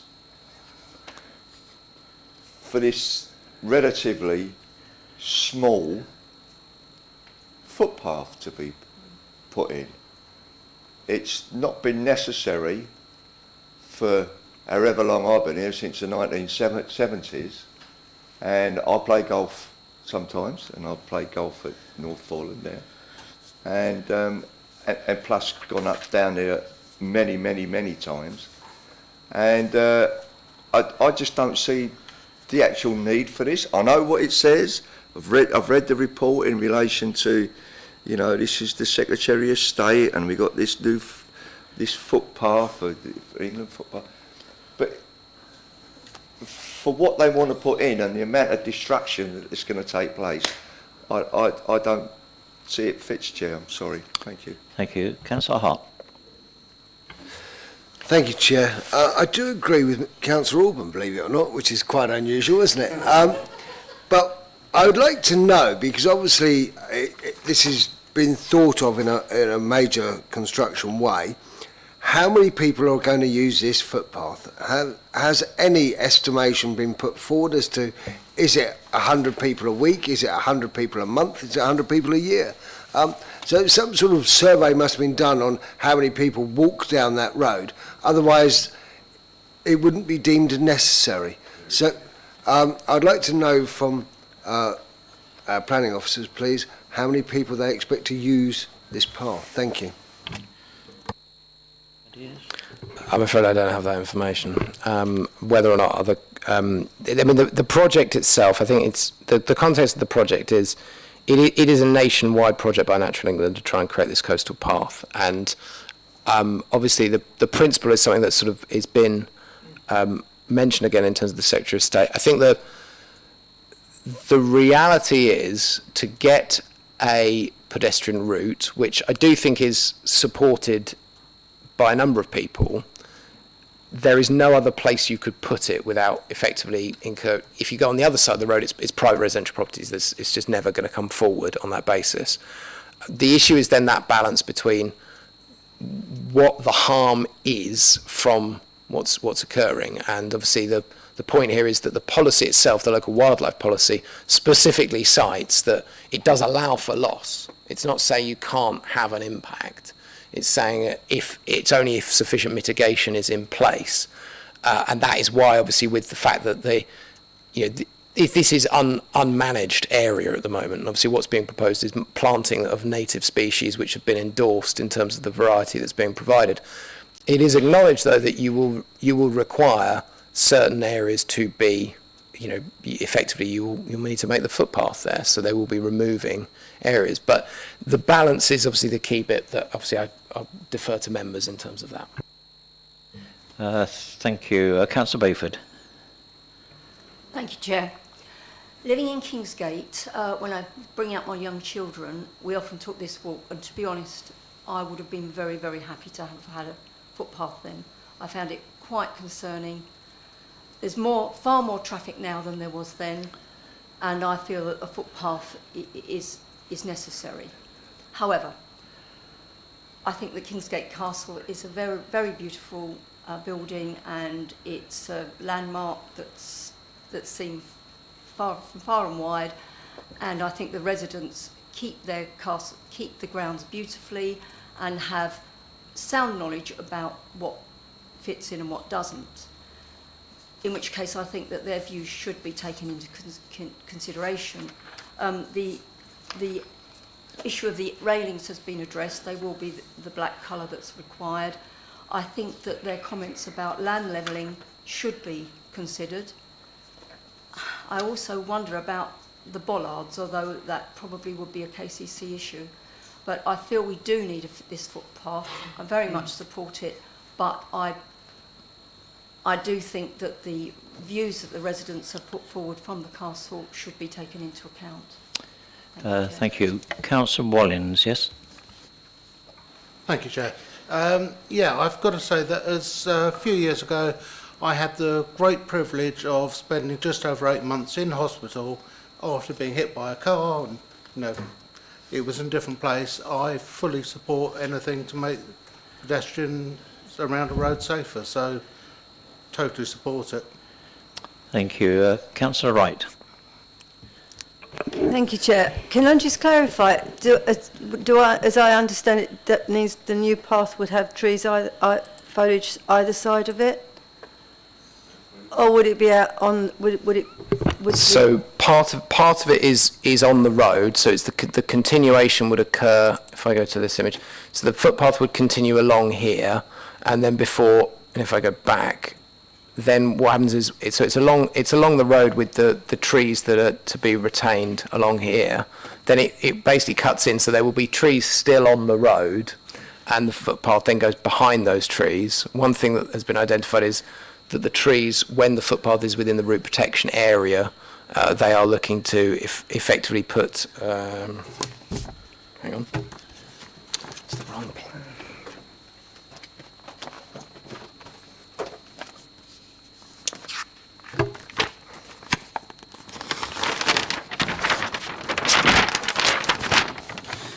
So when there is work within tree root protection areas, cellware construction, so basically you effectively lay it on the existing level, so you're not actually excavating to put the footpath in. Yeah, that wasn't actually my concern. My concern is that that it may be creating quite a vulnerable space for people walking on their own if they're walking at night. And I'm just sort of a little bit concerned that maybe it would be better if it was on the outside so that it's visible from the road, just in case anybody was in trouble. Could you? I mean, in terms of the proposal itself, it's been put forward. The reason why I think it's to divert away and go round, as you can see from the image, the sort of right-hand side, is actually to try and avoid losing more of the trees. And I think because obviously you've got quite a lot of trees right on the road, it's to try and avoid that. Again, obviously I appreciate the concerns maybe there in terms of safety. It's not proposed to light this path, but again, it's not considered that it creates a safety concern that would necessarily warrant any need for lighting. But that's our view, admittedly. Thank you. Councillor Crittenden. Thank you. I confess I have rather mixed feelings about this. On the one hand, I do think that there is a benefit in increased pedestrian safety, and considering that we want to promote cycling and walking in particular, I think we need to take that into account. I do have a concern that maybe the proposal to approve may have some influence from who the planning application is being put forward by, in as much as this is Kent County Council, and I am concerned that we don't seem to have listened enough to the residents' concerns, which has been raised as well by others. So those are my two issues, and I'm wondering whether or not a site visit might help clarify some of those issues for the residents. Don't do that.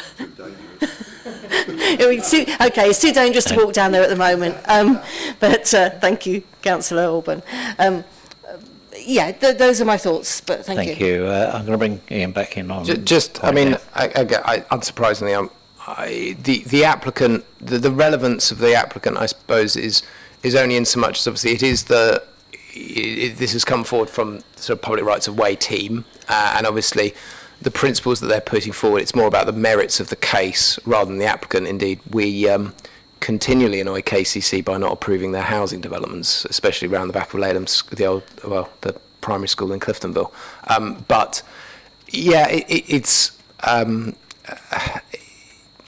sorry, I don't think there's probably anything else I can add to that. Thank you. Councillor Conwell-Cook. Thank you, Chair. I drove down there twice today.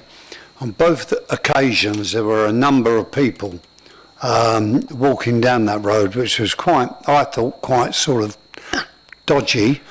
But what I wonder is if they're walking down there at night with no lights, that's going to be dangerous. So I'm fully support a footpath and anything that will protect people. Thank you. Thank you. Councillor Garner. Thank you. Yeah, well, I'll start by saying having a footpath isn't a bad thing.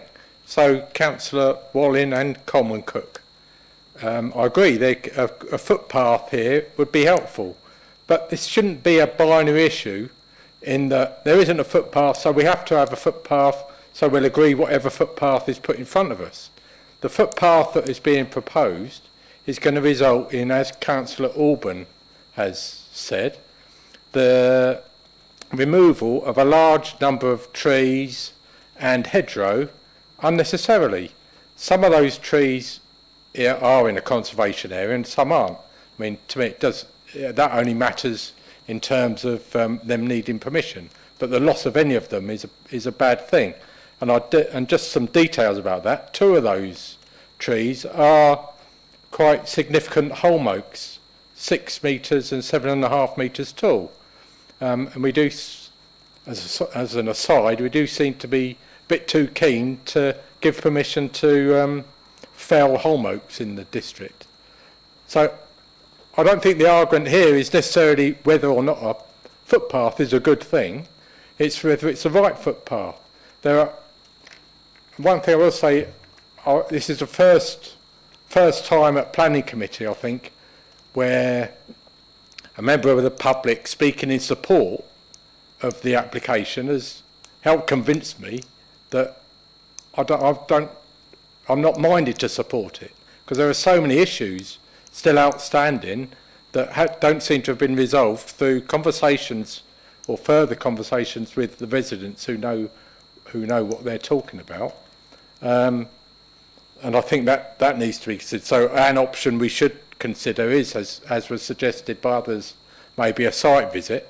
And obviously to get a site visit we need to refuse permission, just as a reminder to everybody. And there should be an opportunity to look at other safe routes for this footpath. There are further away from the road, nearer the golf course. I would suggest that there maybe should be more consideration given to that. And just one other thing I wanted to mention. You mentioned a bat survey needed doing. As has been mentioned, that bat survey can't be done until the bats are up and about, which is next May. So that gives time for more consideration, I would suggest, for a better route for the footpath rather than the one that is causing so much destruction next to the road. Thank you. Thank you, Councillor Garner. I'm going to bring back Ian once again. Thanks. I mean, I can't speak to the sort of provenance of how the precise route has been determined in terms of the level, of disruption that this does cause. Obviously, the reality is the golf course obviously is present. I mean, you can see in these images exactly how close it goes to those areas. It's unlikely to get delivered if there's any potential to try and actually change those areas. Obviously, this is the footpath to try and be as close to the alignment of the existing footpath as possible, and then therefore obviously that's likely to have informed the route that has been taken. I think just to pick up the point with regards to the concerns that have been raised by residents, one of the issues that we haven't discussed is the wish effectively for, I suppose, more mitigation planting around where the railings are going. So at the moment you've got the railings that would be effectively in the image that's there, and obviously the planting area that's proposed is the green area, which is around the fence.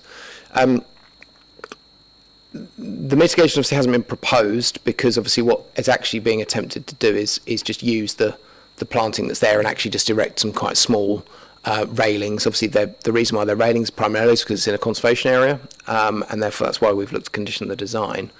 The mitigation planting in that area I suppose isn't considered necessary because there isn't actually as much of an impact there as there is further on down, and especially there isn't something that needs to be screened, which obviously in the terms of the fence then we agree it does need to be screened to some extent by the planting, as well as actually providing some native planting to compensate for the loss that occurs.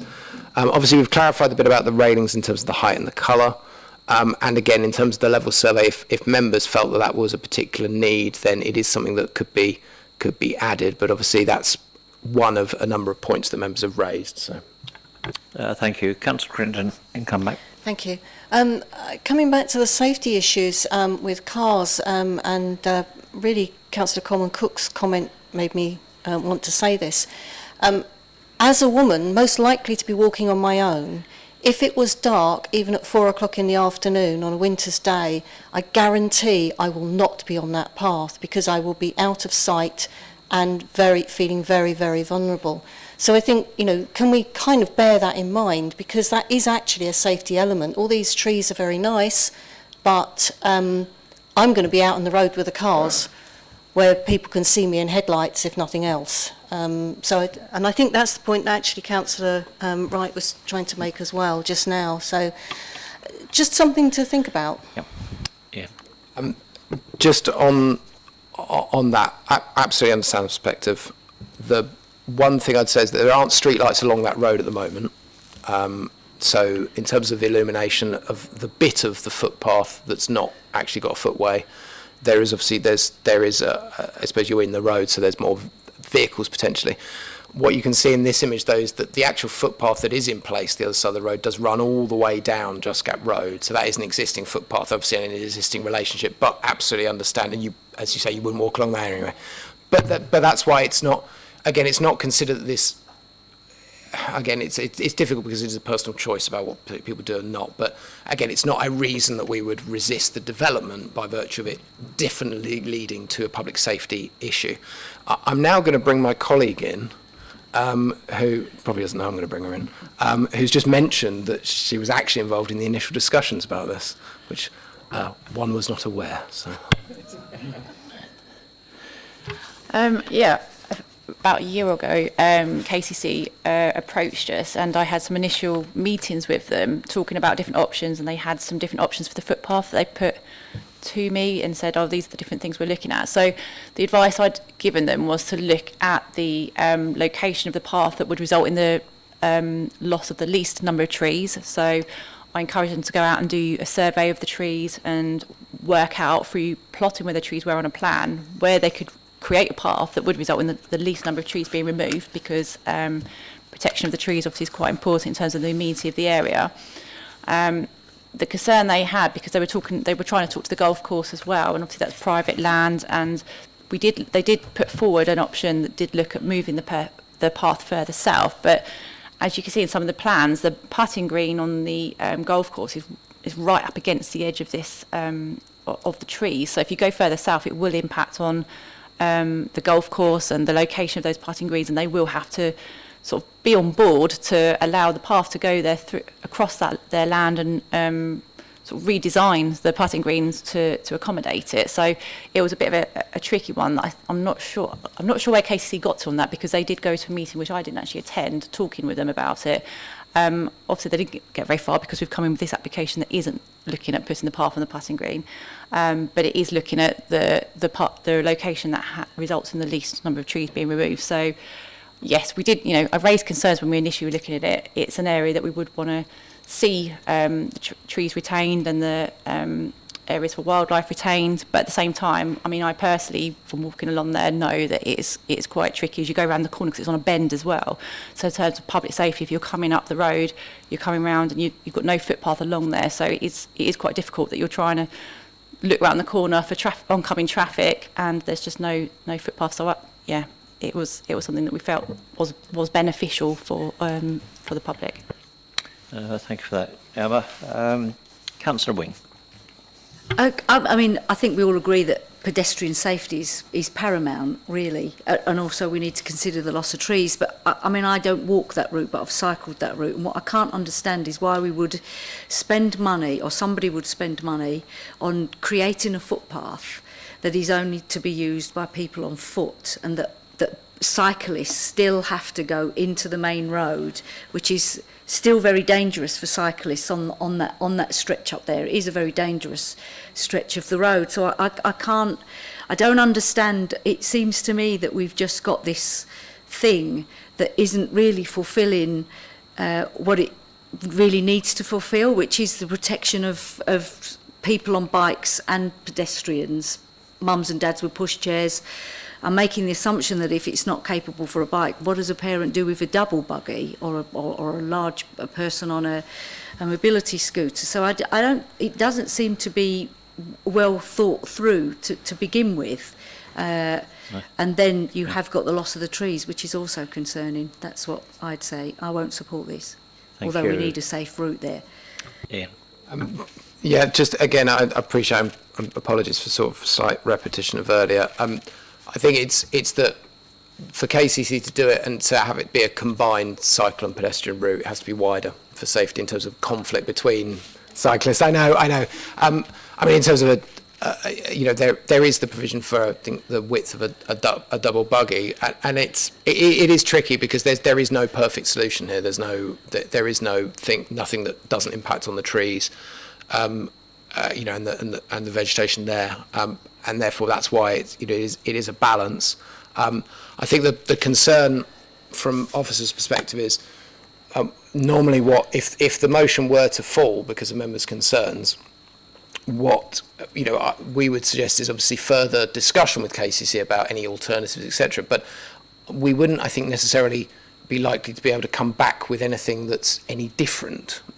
But I can't speak to that necessarily. But I think they have tried to accommodate all the different conflicts that you've got there with both the golf course and the operation of that, the loss of trees, etc. But I leave it to members. Thank you. Councillor Hart.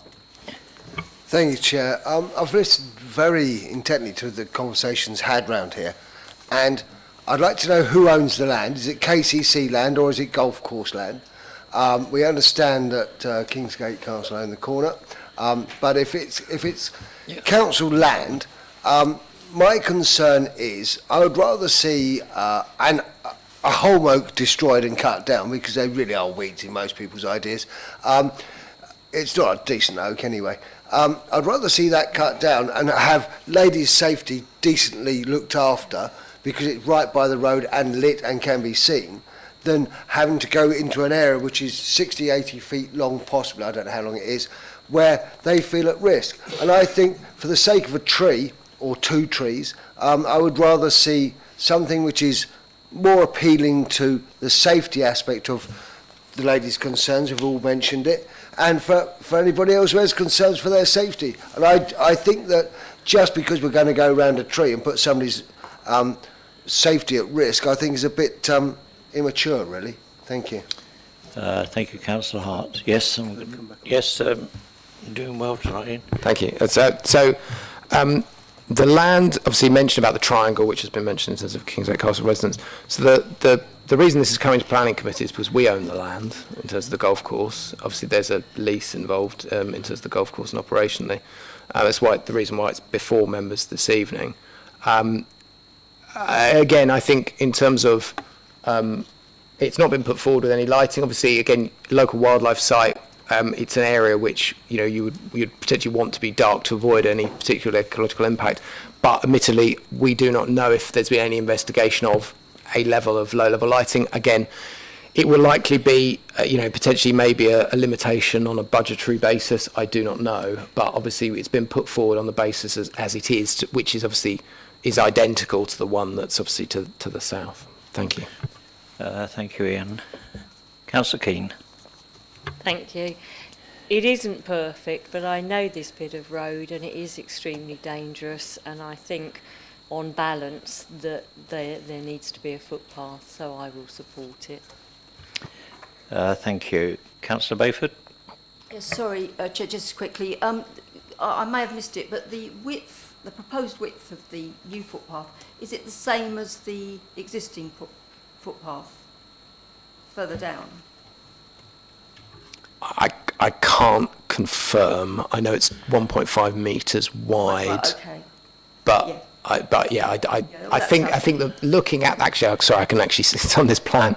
Sorry, it indicates that the footpath that's there is wider. That's why it seems to be 1.8 to 3 metres, right. Which is why you've got the cycle chicanes to go back onto the road, because that is a cycle. Yeah. It's a cycle path. I mean, I've used the one that's there from time to time, and it's perfectly wide enough for families, for pushchairs, things like that. But I wouldn't use it at night. To be honest, I can't see why people would need to use it at night. It's not an area where people would need to travel at night on foot. Thank you for that, Councillor Bayford. Councillor Everett. Yeah, I mean, whilst I understand people's concerns about using these footpaths on their own at night, not everybody is on their own and not everybody is using it at night. And actually, I find the existing footpath, which I also use as a cyclist, probably quite dangerous for pedestrians because of the speed which cyclists can move through it, and it's not particularly wide. So I think we all have to make our own judgments, but what I do know is that that road is dangerous. We've got a footpath in front of us. It's not perfect. We've not been able to find a perfect solution. I have enough confidence in the officers who've put it forward from KCC and everyone who's been involved. They've tried to find a solution. I think a new footpath is better than no footpath, and I will vote for it. Thank you. Thank you, Councillor Britton. I know I won't be walking down the footpath when you're riding your bike. Okay. I'm going to draw a line there, members. I think... Do you want to go just a wing? I've just got last one, Councillor Wing. Thank you. I just want to go back to Councillor Hart said who owns the land. So we are the landlords of the whole golf course, and I think we're 100% agreed that we need a footpath. We have an issue over, is a footpath for cyclists, is it for pedestrians? We have an issue over the removal of the trees, but we are the landlords of a huge amount of grassland. So like any landlord, can't we just have some conversations with our tenants to say, we have got some safety measures we need to put in place and negotiate bringing the footpath through the land, as I think's been suggested behind, to further reduce the impact on the removal of trees and hedgerow. Home oaks might not be very nice trees to look at in your opinion, but they are habitats and a lot of things live in there. So it seems to me that we agree we need a footpath. I think that's unanimous within this room. What we disagree on is maybe where the footpath should be, and I think there should be some further exploration, because there needs to be, because we still need a bat survey to look at an alternative footpath that involves coming through the golf course, which is land we own. Thank you. Councillor Wing. Ian? Just briefly, I must admit, it's a matter for estates what the terms of the lease are. I'd imagine it's an incredibly long lease, and I don't know necessarily that the council would have the authority to unilaterally disrupt the golf course. I can't speak to it, but fundamentally, the proposal is obviously what's on the table. If it were to fall, then it allows for other options to be investigated.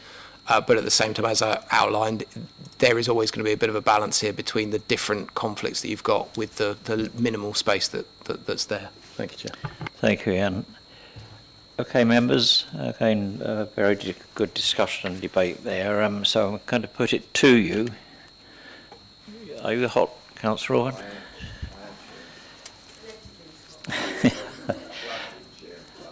I can't possibly comment again, Councillor Owen. Members, I'm going to put this to you, which is obviously for approval. Those in favour?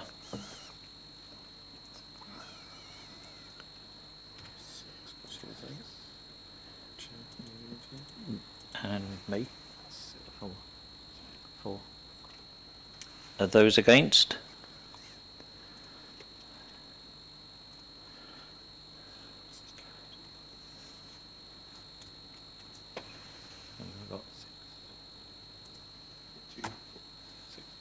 Six all. Sorry? Is it 6 all or 7? 6. There's 4 there, 2 there. Yep. Those in favour were... As before, you said it before.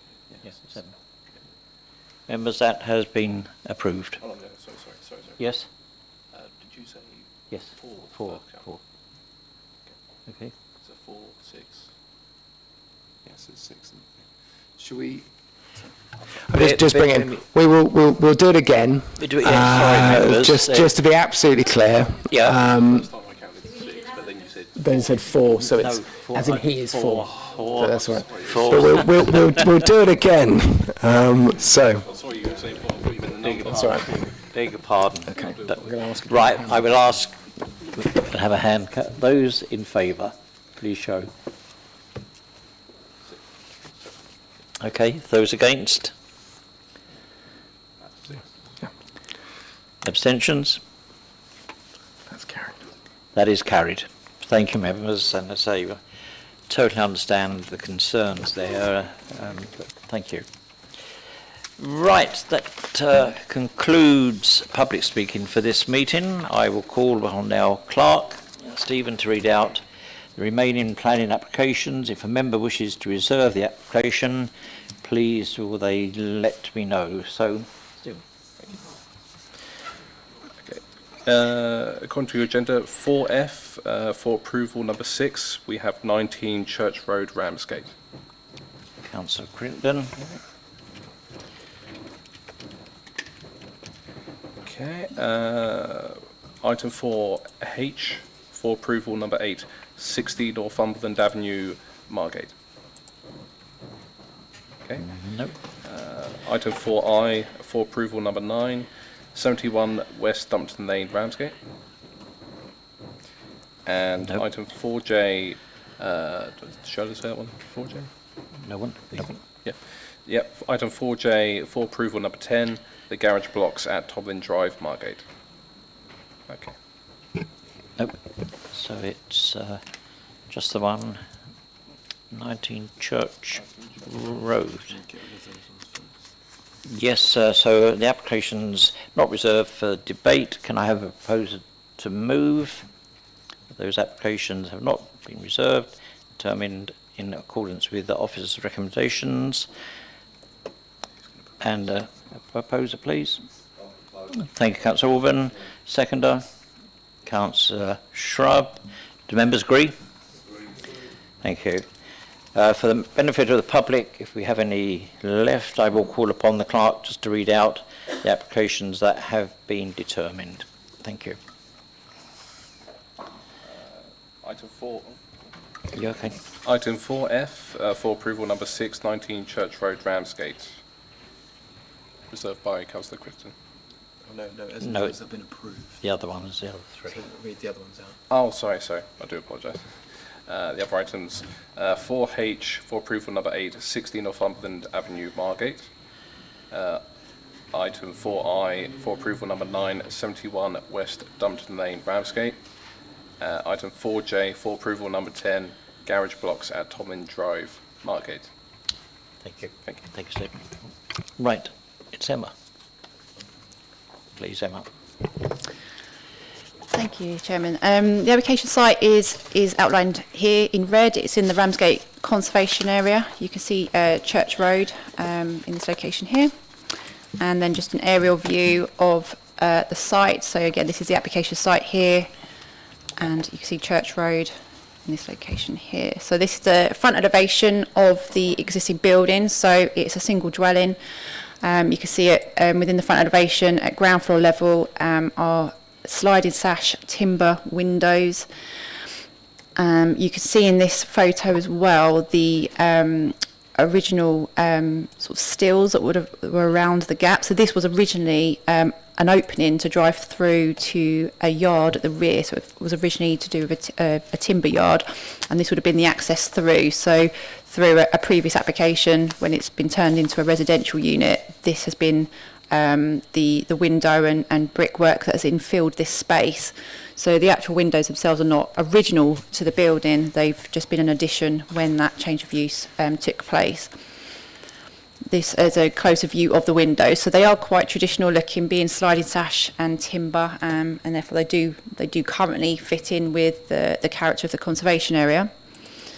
And here you can see some wider views of the neighbouring properties. I mean, this one's got UPVC to the right-hand side, but again, you can see there's generally sliding sash designs in the locality. And again, another view of the buildings within the road. You can see there's a variety of different building styles within the road. But again, most of them are very traditional. And therefore, it's accepted that the windows that are currently in place are in keeping with the area. But as mentioned, they aren't the original windows. So this is the side elevation of the building. You can see there's an existing window and door. This is the existing entrance into the building. So this is a shared space, so you can see the entrance to the neighbouring property as well. And they're both accessed from this area. And then this is the existing floor plan, and then this is the proposed. So you can see in terms of the changes On the left-hand elevation, the current door, which is in this location here, is being turned into a window, and the door's being fixed. So to create a fixed feature in this location here. This is existing, and then this is a new window that's being added with timber frames.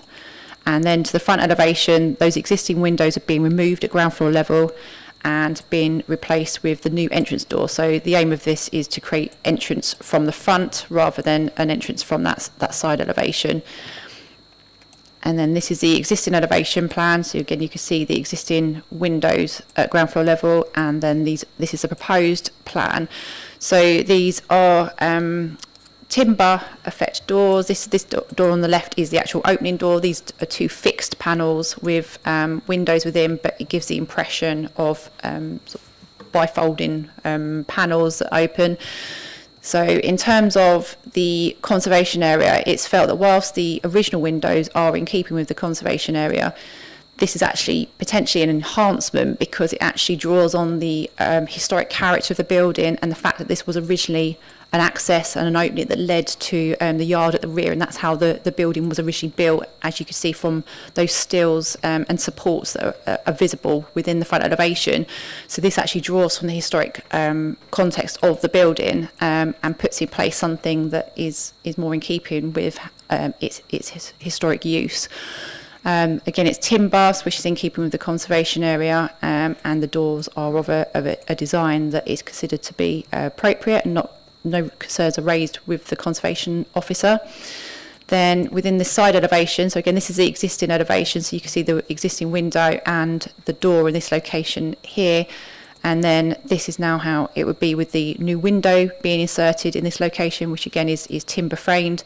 And then this is being fixed, so it's no longer an opening door. It has the appearance of a door, but would actually just be serving as a window into that space.